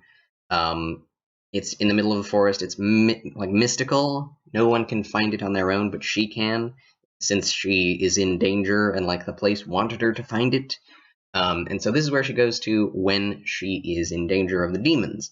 And what she does there is she interacts with the library owner, who is actually a magician himself. She learns a lot about magic and about the world from this guy, how to be a good person, how to socialize a little bit, and what she ends up doing in relationship to him ends up getting him killed. And these are spoilers. I'm sorry. I didn't realize. But I just started talking. I had to start talking about this. I love this story so much. And so anyway, she becomes a depressed person. She gets sold into slavery, and this magician, this crazy powerful, like overpowered magician, buys her for the sake of one day marrying her. And so she is his maid starting off, but if he can properly woo her, and if she will actually fall in love with him willingly, they will marry. And he is doing this because he knows that she has some kind of magic within her that allowed her to see the demons. And if they have this magical union, then something amazing will happen, I guess. The intentions are pretty unclear. But of course, the intentions are romance. And there's a lot of really cool mythological stuff that goes on in here. Very, like, cultic and weird, but very, like, essentially, authentically interesting. It's like it's Japanese, but it's also Celtic and European. There are fairies and Nordic as well. There's so many interesting interlaced mythologies and fairy tales in here. I love this show to death. Okay, I think I've said enough about that. Beautiful animation, by the way. Okay, Mirai Nikki. I would put this in Godlike, but I don't think it deserves it. At least I don't. I had mixed feelings about this. This is one of my favorite shows in this genre because it goes so crazy, off the rails. You should watch it. It's another one of those really popular anime. Kid is obsessed with writing down everything about everything he sees in his cell phone diary. This is back in the day where I think they had flip phones, and people are just getting into the fact that you could text long distance and use wireless and, you know, have your own, like, little life online, so to speak, on your phone. And that's used to the fullest in the premise of this show, where everyone who uses a journal, who is chosen by the god of this world, who's this crazy, like, digital Skeletor boy, giant guy, he summons, I think, 12 different characters who all represent Greek mythological characters. May not even realize that, but while watching it, but that's what is actually happening, and they're named according to those Greek gods and goddesses, which is why it's obvious, made obvious if you look into it. But anyway, and the opening reveals that as well. But so all of these different characters, men, women, children, get gathered together who, you know, have journals, and they're given the ability to see something, are given some kind of an ability based on the journal that they have. And this boy's ability is, I think, to see the future, because he's able to see the future. And this girl, the pink-haired girl, her name escapes me right now, she is able to see everything that he is doing, because she's a stalker, and she's been stalking him for who knows how long, which is really creepy. But the yandere type was established firmly with her. I think it began in school days. Nobody cared about the girls in school days. Everyone cares about this adorable pink-haired muffin. But she is totally in love and just obsessed with the main character. And Well, I think that's enough. They all fight to the death in the end. And there's some crazy time travel stuff going on. This show is amazing. I would put it in Godlike, but it's very negative and like really intense, really dark, gritty. You don't feel good after watching it, but it goes in some really crazy creative places. Um, it's very traumatic as well, I would say. So watch at your own discretion. It was censored multiple times here in the U.S., but it's you can't watch this show censored. If you start to see like the pixelation or the censor bars, it's like don't watch that. You gotta have the original experience. So let's move on. My Hero Academia, and I think this is maybe the first season. I put all 3 seasons in here because I have different feelings about each. The first season is amazing. Is it on the level of stupendous? To me, it's just admirable. It's great, no doubt about it. It's one of the best shonen shows in a long time. But I don't know. It's the type of show that you get a real kick out of when you first watch it, but you don't find yourself thinking about it very much afterwards. If you stop binging it, that is. If you keep binging it, then it'll give you crazy inspiration and motivation. It's very well written, very consistent in its world and its superpowers. Very Incredibles-like world, like the Incredibles Pixar movie. If you think about it, it's very similar. But I really love the motivational aspect of this show. I love it for that. The characters are great. The voice acting is great. Everything about it is great, and you should watch it. Same with the second season, but it's not as interesting. It's just the tournament arc. I'll put it in lower tier because I do not feel the same about it as I did with the first season. It's just more and more characters being thrown into the fray, and Deku,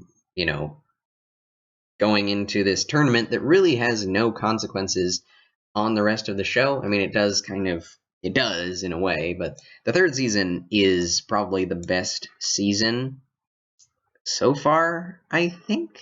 I guess. I don't know. They all kind of blend together, but I believe this is correct, that the third season was the best. First season was just below it, and the second season was kind of boring to me. I won't say any more. I don't think I need to summarize this because I honestly can't remember a whole lot of it. Like I said, it doesn't stick with me very well. I almost say it doesn't stick with you, but it might stick with you better than it sticks with me. Yeah, there's a lot of fan service in this show, which I don't really appreciate. I mean, I appreciate it, but it's not like I wish they wouldn't. Not as much as a lot of others, but it's still like very mercenary in the way it approaches that, and I do not appreciate it. So, oh my gosh, Nichijou, God tier. I'll probably end up owning all of these at one point. Sounds like a good idea to me. I own Nichijou. Yeah, but anyway, so Nichijou is probably the best comedy I've ever seen in anime form. It is absolutely surrealistic comedy in a slice of life manner. It's I laugh just thinking about it, which is the best thing I can say. It's really fast paced. It's just little. It comes from a 4 komi comic, and that means that it's not really just like long story beats or one continuous plot. It's little tiny stories being told, and then a little segment, and then the next segment, and then another little segment, and another segment, and another segment until the episode is over. And there's connecting tissue. You can tell these things are happening chronologically most of the time, unless it's just someone imagining something, which happens.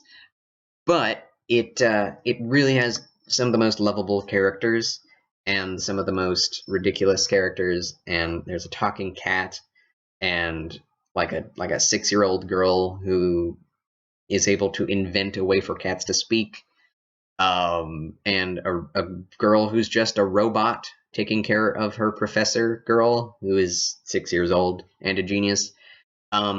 And then there are the three other girls, the blue-haired girl, the brown-haired girl, and the black-haired girl. I can't remember any of their names right now because that's not what is important. It's what they look like, I guess. And it's a very simplistic design. You can tell that there's a kind of grid-like structure to a lot of how this show is animated or drawn, top-down style, and it is very interesting. The animation is brilliant and flawless, and sometimes it ramps up to like One Punch Man level of excellence and interesting experimental style, where like just all of a sudden turns into black and white sketches and it's going super fast. It's absolutely hilarious because when it does this, it's some of the most mundane stuff imaginable, but in the most over-the-top way presented. So I cannot recommend this show more highly. This is probably one of the best anime shows I've ever seen, according to my own sensibilities. According to my sensibilities, this is one of the worst anime I've ever seen. That's not exactly true. This show looks good. It's very cool looking, great designs, fashion sense, and all. But one of the most disappointing romantic comedy shows that just plays itself out to death with love triangle after obstacle after obstacle added in the way for no reason, and nobody's going to be happy in the end, because so many people are in love and everyone's going to have their heart broken. So yeah, I've talked about Nisekoi before, and I don't think it's worth talking about again. I'll say that the look of it is worth enough to put it above Flatulence in this list. There's some good, voice acting as well. The backgrounds are very interesting and minimalistic, I will say. Okay, so Noragami. I tried multiple times to watch this show, and it goes into common. I like the style. It's one of those really hyper minimalist styles with like a certain color choice that is interesting, like really pale pink, really bright blue with black, and I really like the color choice, the color design in this show, Noragami, but I found it really boring. It's very comedy focused. It does have a romantic element in it. The girl looks absolutely beautiful. You cannot see her, but she's very well done. One of the best looking anime girls, in my opinion. And it's kind of a convoluted, like, Japanese mythological gods and goddesses versus demons story with teens in high school interacting and getting superpowers or turning into cats or dying but not really dying. That's actually how the show begins. The girl actually dies and then is brought back to life, and then she has a tail, although she's now a spirit. And it gets confusing, and there's a lot of babble about how things work, about the spirit realm, a lot of just techno babble that I don't understand. And there very rarely there is a battle in which the main character, the god, the poor god, who apparently is like the god of destruction, but he's had his powers to some extent revoked, is looking for ways to gain more worship and more money in general, because he's flat broke most of the time. He's constantly trying to beg for money, because nobody will go and climb his shrine to put the money in his shrine. And so a lot of gods are like this, but certain ones are more popular than others, and he wants to be popular. So it's like, classic protagonist wants to be popular, wants to be at the top of be the top of the class, and can't because he's pathetic, but he really is overpowered if he just allowed himself to show it. And there's some tension there with the romance between the girl and the guy, but it's really like low key, and it's just gonna keep trucking along for as long as the story goes, and that romance is going nowhere as far as I can tell. One Piece. I've watched 100 and I think 18 episodes, and I can say this is one of the best shows in Shounen, the old Shounen style. But is it as good as these? My Hero Aka, Kame ga Kill. I'm gonna say it's admirable. The manga is probably godlike, but this really does stretch things out a lot. I really do love it a lot more than like Dragon Ball Z, because even though that it stretches itself out a lot, no pun intended, but that's really funny. Monkey Luffy is of course stretchable, but it's really interesting. It really is an influential intellectual property, and I think that really comes across in the anime. The manga is apparently better by leaps and bounds, but I really enjoy the show. I didn't really enjoy it that much when it was on the Fox box, and I was watching it on Fox Kids, but it really is good. You just have to kind of get over what it is. It's like it's so cartoony and so childish sometimes, but there's real emotional depth. There's real plot depth here that is worth exploring, and it just continues. It's one of those shows that you watch on and off, kind of like Black Clover. I actually went back and forth between Black Clover and One Piece for a while, and I've got to say, like, what One Piece does is quite amazing in just the size and scope of its story. It is very epic, and it actually gets to where it's going. And then it keeps going, and then there's something new to find, and the new goal, and a new place, and a new era, and it's fabulous storytelling. The animation doesn't hold up, and it has not aged well at all, but the designs are good enough to keep it where it is, in my book. Okay, One Punch Man.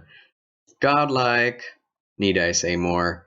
I made a whole I made a whole video discussing the manga, the webcomic, and the anime on my main channel. I think that's on the top there. Go watch that if you would like to hear all of my thoughts on One Punch Man Season 1. I probably should have put One Punch Man Season 2 on here. It's not worthy of mention. I watched 7 episodes, and I'm very sad to say it's like one of the most disappointing shows I've ever seen. But One Punch Man, the first one, is like a must-watch for everyone in the world. Hilarious, one of the best drawn anime I've seen.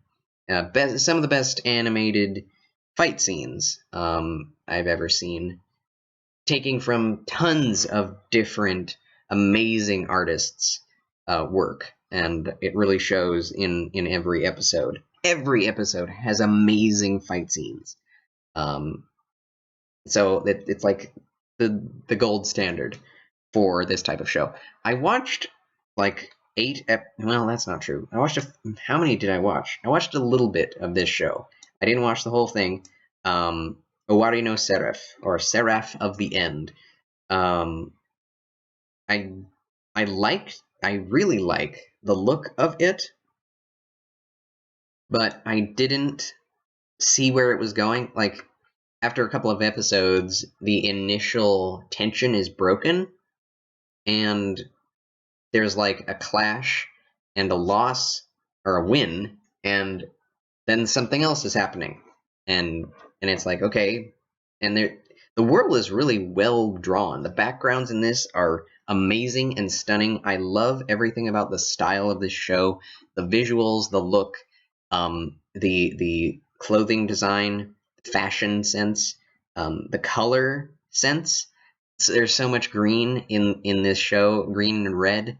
It's absolutely beautiful. Green is my favorite color. Yeah, I want these clothes on me right now.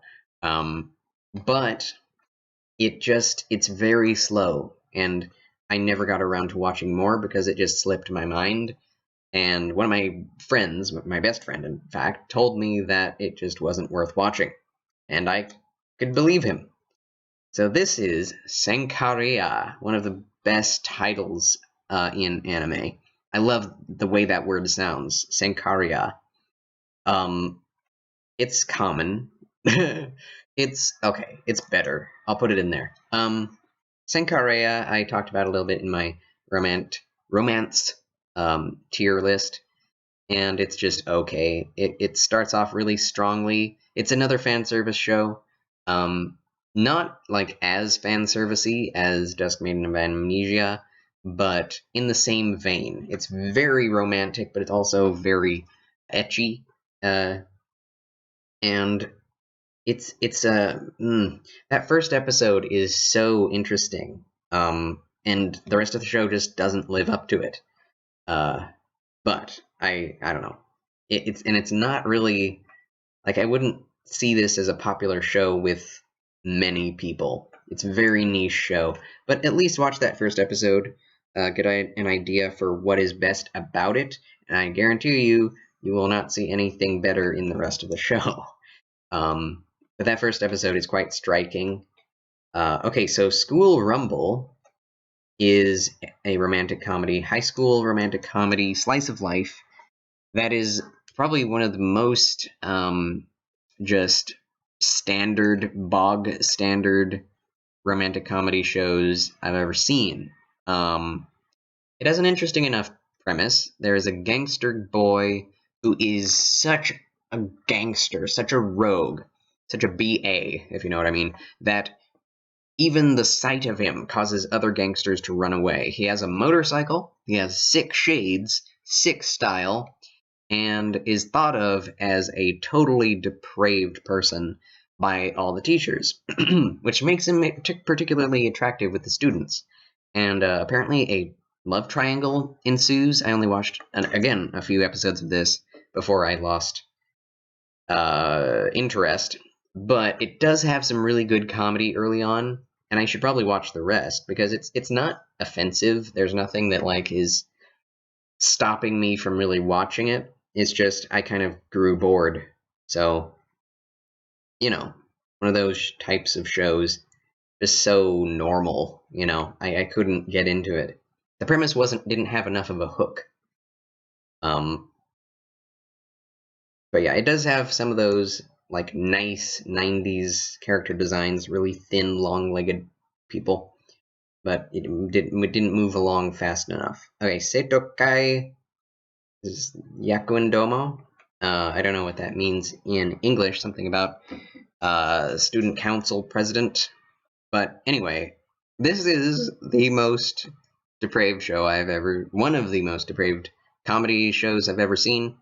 It's not explicit. Well, I can't say that either. There's some pretty explicit stuff in here, and it's very inappropriate language and content, and it's very meme-worthy.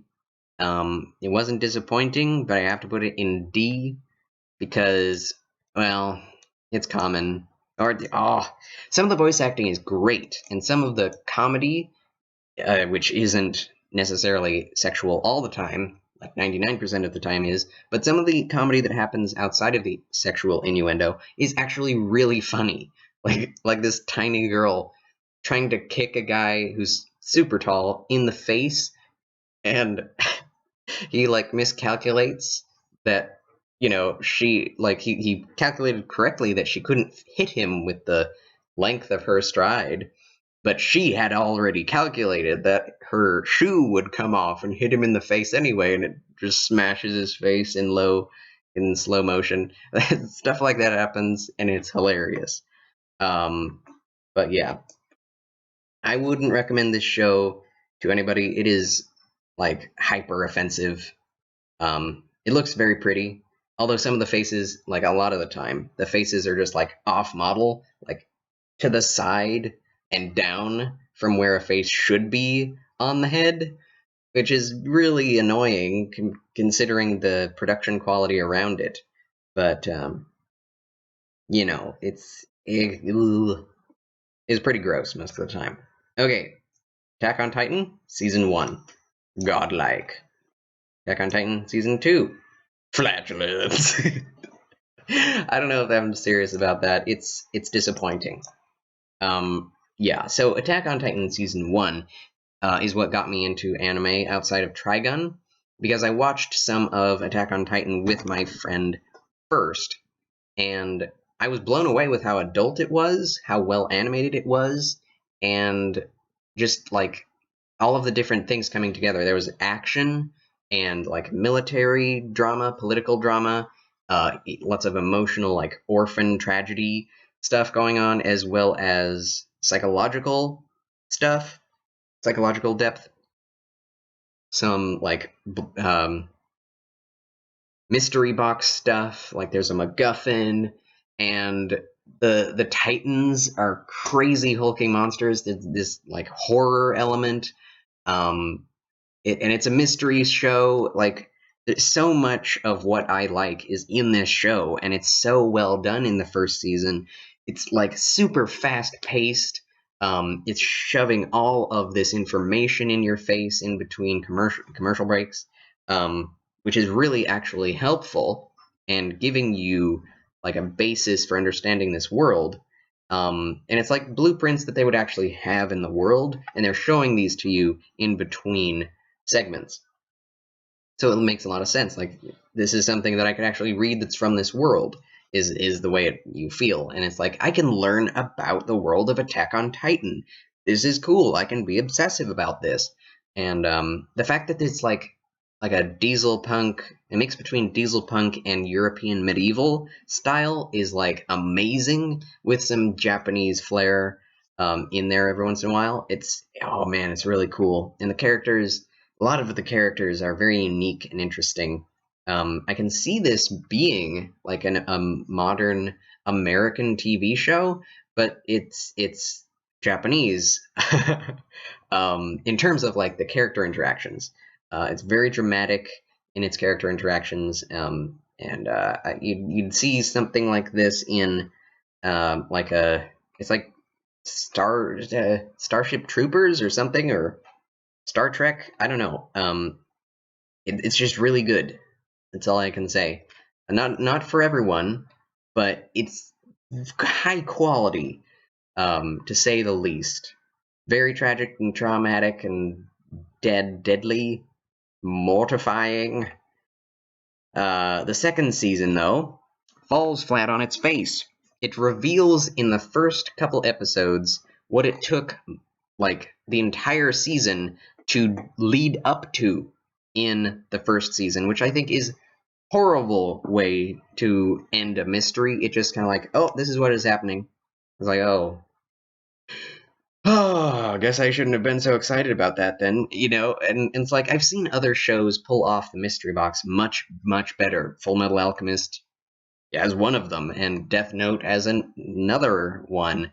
Even Mirai Nikki does so much better, and it's like, I feel like the mangaka must have been just writing like just free-flowing, fluid, stream of consciousness to try and get stuff out, rather than carefully craft the narrative. Because in the second season, it's like it goes from one story to another, to a side character, to the past, to the present, to slightly before but not as far away as the flashback that we just saw, and like tons of flashbacks. It's super annoying, and we're talking about characters that are not really important to the plot.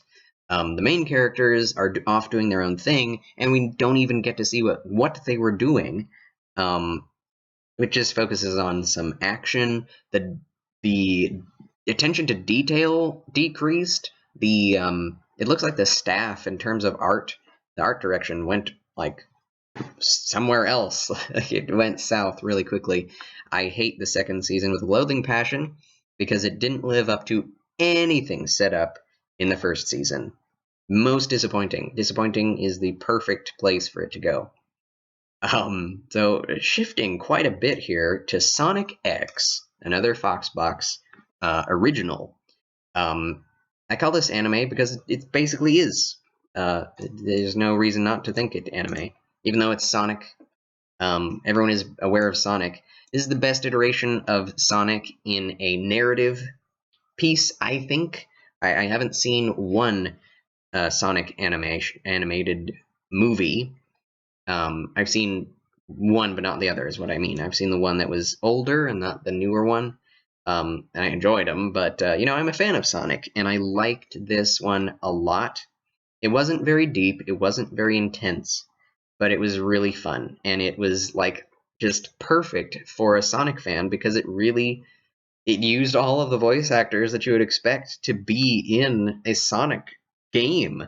The voice actors for Knuckles and Sonic and Tails and Eggman returned from the other Sonic games and movies. And so it just had that really authentic Sonic feel that, we've lost since then. Obviously, they can't make a movie based on it.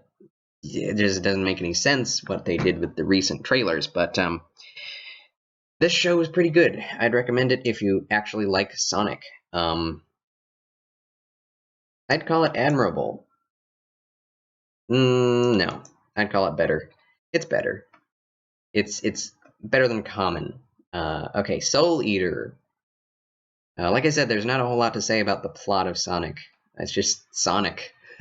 But it is in the real world, interacting with real human beings, so that's different, at least. That's what set the stage for this new movie, I guess, in theory, along with the games. But Soul Eater, is it god tier? Is it stupendous? It's stupendous. It is stupendous. Some of my favorite art design ever. I didn't think myself a Halloween guy before I watched this. Then I watched it, and now I am. This show is really intense. It's very horror themed, but it's very comedic. And if you start watching it, you will be shocked at how intense it is, how horrific it is, and how funny it is. And then you get used to it, and it becomes less horrifying. It really acclimates you to some of the bloodiness, the violence, and the horror theming very quickly. It's all throughout it. You basically get bored of people laughing maniacally and going out of their minds and dying and getting resurrected and things very quickly. I really love the voice cast for this show in the Japanese dub. Japanese. It's in Japanese, Don't watch the dub in English. Please. The sub is what I'm saying. English subbed. The Japanese voice actors are on point. I love the voice actress for what is her name? Maka Albarn. And everyone else does an amazing job. All these characters are so weird and wacky. It's an amazing world. Really weird and disturbing. And there's some really, I would say, off-color inappropriateness every once in a while. With the ecchi themes. There's a whole character that's like a cat witch that she's not really a witch, but she's a cat that looks like a witch when she transforms into a human. And when she does that, she may not be wearing anything. And so it's whenever she shows up, it's just okay, this is a comedic, ecchi part. Let's get past this. She has nothing to do with the plot of the show at all in this.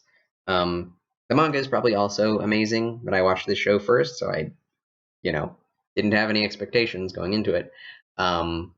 Yeah, I love this show to death. I should probably watch it again, because it's really good. It does have a somewhat anticlimactic ending, which I'm sure is definitely different than the manga, because the manga keeps going.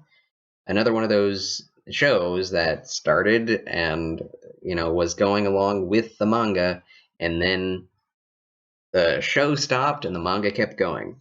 So it's very unfortunate because it just doesn't answer some questions satisfactorily. But for what is here is really entertaining and really funny. And it has that kind of morbid humor that I'm a fan of. So, and style. Like, I love people laughing maniacally and going out of their minds. There's a professor character with literally a bolt in his head that he turns to keep himself sane. Is just awesome. Like, so, such a good show. Okay, here we have that one time I was reincarnated as a slime. That one time I was reincarnated as a slime. Well, that was embarrassing. Okay, so this show is really enjoyable, really entertaining, but it's like, okay, so it's like a better version of that other show.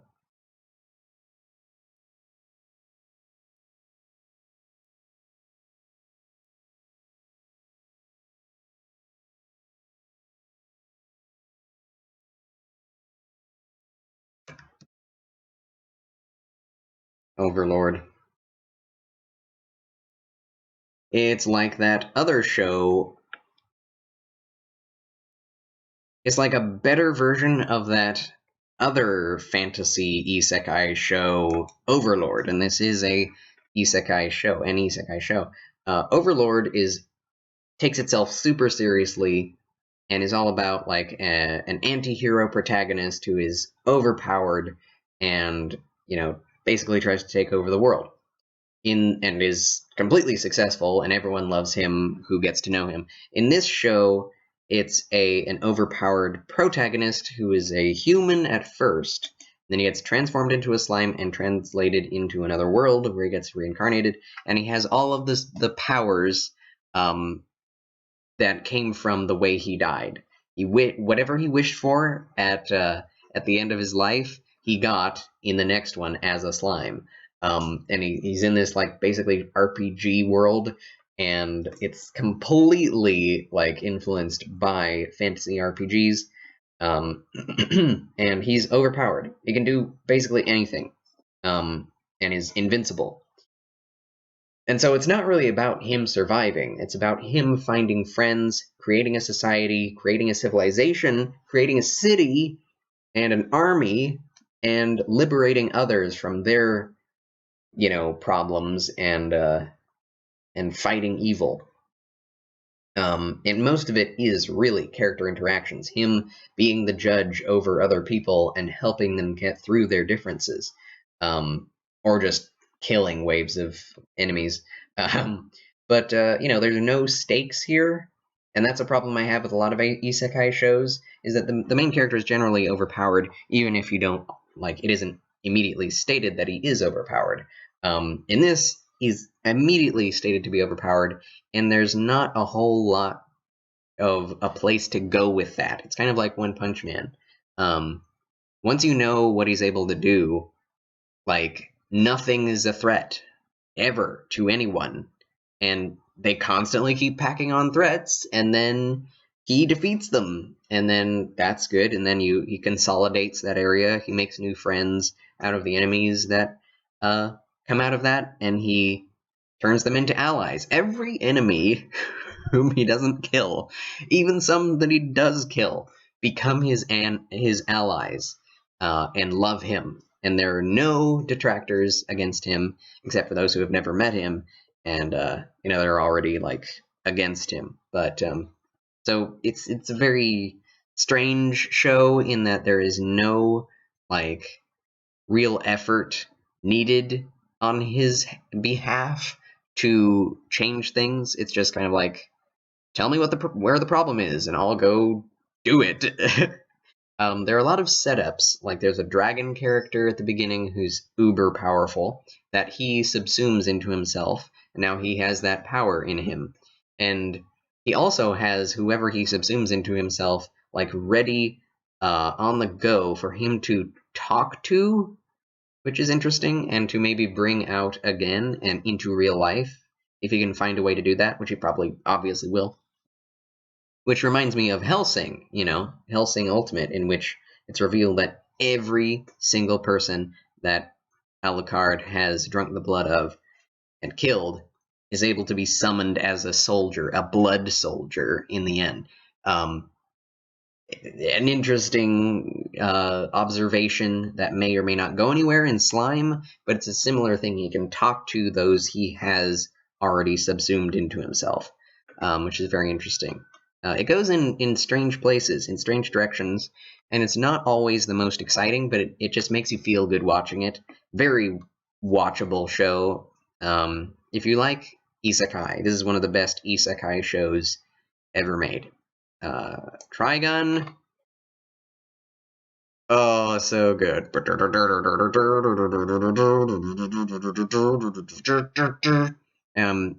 This show is like, has shaped my mind, shaped my life, influenced me, and made me very, very happy as a human being. I've watched the show probably 3 times in its entirety, and I still love it. I'm still getting new things out of it.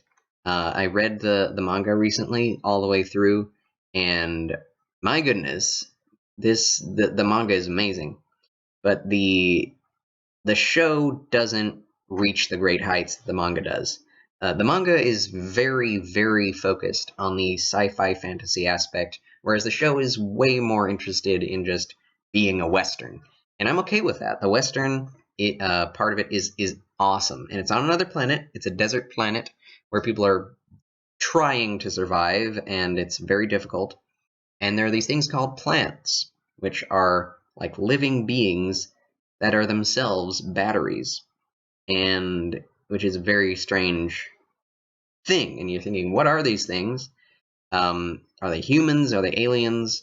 You don't really know at first, and that's what's giving these people their ability to live. These plants are power plants that power all of the cities that exist, but barely.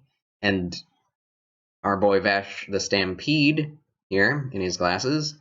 I love the 90s style of this. It's so awesome. Came out in the 90s. The style of animation is it's beautiful, well done, well drawn. Dips a little bit, but it's so good. Watch it. It's a classic. He's Gunslinger, and there's tons of mysteries to learn about this guy and about his long time eternal rivalry with his evil twin brother.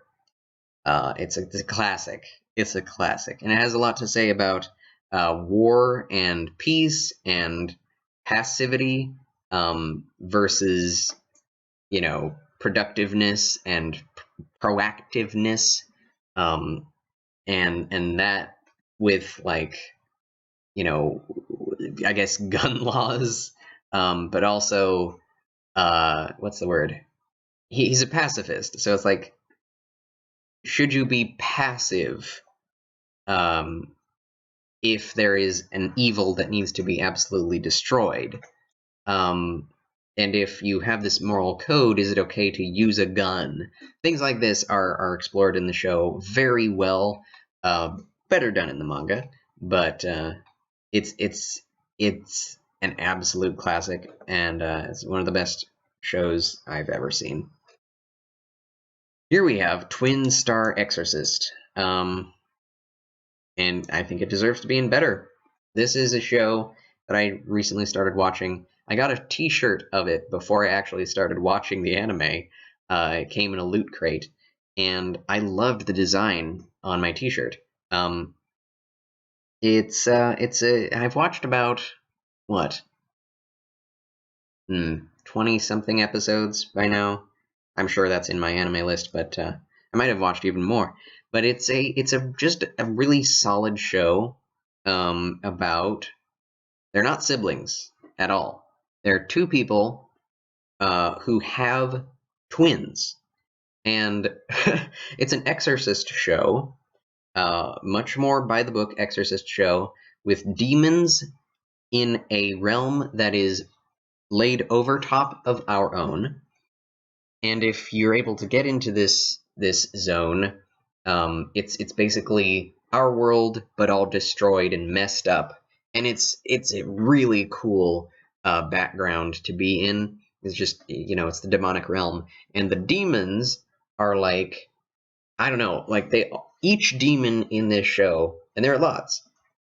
Each one has a unique style, size, and character design and reason for being what it is. They're very interesting, very like abhorrent and disturbing to look at, which is so just like you wouldn't expect that from a show that's meant for children like this show is. You get the feeling that this is a very childish show really quickly off the bat. It's a high school show. It reminds me a bit of Teen Titans, actually. It's kind of that level of cartoonery. Cartoonery, is that even a word? Well, I'm using it. I really like the show. There's not that much movement in the animation in the fight scenes, but the fight scenes are like well choreographed. It's not all about the fight scenes. It's about the relationship between the two main characters. The one guy has, of course, a partial demon arm, which is super powered, and he has trouble controlling it, of course. And he's just, a battle axe. He can just destroy whomever he wants with one blow if he's able to get to them. Whereas the girl, who has an amazing design, very nice leggings, the great design. I love her to death. Especially her introverted, like, tsundere self. Like, she's a very quiet, calm, stolid person, and she's great. She's very orderly. She's one of my waifus. I say one of my waifus, but waifu just means wife. Anyway, I like her as a character. She's one of my favorites, is the point. And I think that's how waifu is used nowadays, so she's one of my waifus in anime. So yeah, check this show out. It is a little boring. It does stretch itself thin a lot of the time, but it's very interesting because, like, I haven't seen too many shows that do exactly what this show does. The demons have something to do with transforming humans and things that happened in the past that were covered up. And, is there corruption? It's another one of those shows. Is there corruption in the higher-ups of the exterminators of demons? We don't know. But these two, if they get married one day, then they will become like a married super demon-killing duo. And that's what everyone around them wants them to do. But they're awkward with each other. They are absolutely like polar opposites in every way, in terms of viewpoint, in terms of combat style, and they just hate each other. And most of the show is them learning to work together, first of all, but then slowly learning to like each other. So I really like that there's that romantic edge to it. I say edge, but it's very soft edge of them, like, really slowly getting in love, just like it's almost synthetic. Like, it's not even real. Like, they would never have fallen in love unless people were pressing them together, because there's like a superpower that they can manifest if they do. It's a very interesting plot point, and I'm really excited to see what they do with it. Again, I haven't watched the full thing. Okay, so Yu-Gi-Oh! Zero. I'm going to put this into Admirable. I really enjoyed this show a lot. I saw a few episodes as a child. This is not the show everyone points to when they say Yu-Gi-Oh! This is Yu-Gi-Oh! Zero. This is a 90s show, and maybe it is, but I didn't see this show on TV very much. I saw the later version, which is all about the Yu-Gi-Oh! Card game. This show is all just about games, like, not the Yu-Gi-Oh! Card game, like board games, card games, puzzle games, and Yu-Gi-Oh being infected, utilized by a pharaoh deity when he is challenged, who cannot overlook an injustice, and he just destroys anyone who challenges him, especially in games. And he brings them into like another realm when he's about to win, and no, he brings them into another realm to play the game that that person is good at, and beats them humiliatingly, and like gives them a vision of hell sometimes in order to teach them a lesson. It's like, holy crap, dude, was that necessary? Anyway, it's a very funny show because it's so weird, and like it's like an 80s show about children, but it's also this like crazy spiritual fantasy show. I really like it. It's charming, it's fun, and it's really stupid. Okay, this one is the last one on the list. We finally made it, folks. This is going to be a long one, longer than the last 50 anime to go through, but Zettai Karen Children, The Unlimited something something. I just picked this up at the library at one point because it looks really cool. The style of art is really neat. It is commendable, the amount of quality put into the character designs, like the hair and everything. It's just beautiful. It's like Cowboy Bebop level detail and design excellence, but it's so slow, so boring, and convoluted. I can't even tell you what the show is about. This guy in the front with the hair, the white hair, is hyperpowered, overpowered, psychic. It's like X-Men, but with a bunch of little girls, and well, not all little girls. And there's the guy right there, but a team of girls and guys that all have really crazy psychic abilities, fighting other mafia members for control. And I think there's kind of a back and forth between the white-haired guy being a protagonist and then people realizing he's actually an antagonist. But he's super powered, so what are you going to do about it? I could be wrong. It's an interesting premise, but when you watch it, it's like your brain is turning to mush. At least mine was. I didn't get much out of it. So, yeah, that is the list, ladies and gentlemen. I'd like to thank you for watching. You can use this tier list if you would like to. Yeah.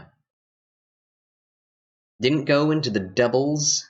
There's no one like obvious winner for how many has the most other than common. But I'm surprised at how many godlike shows come out of Shounen. Yeah, I need to watch more anime.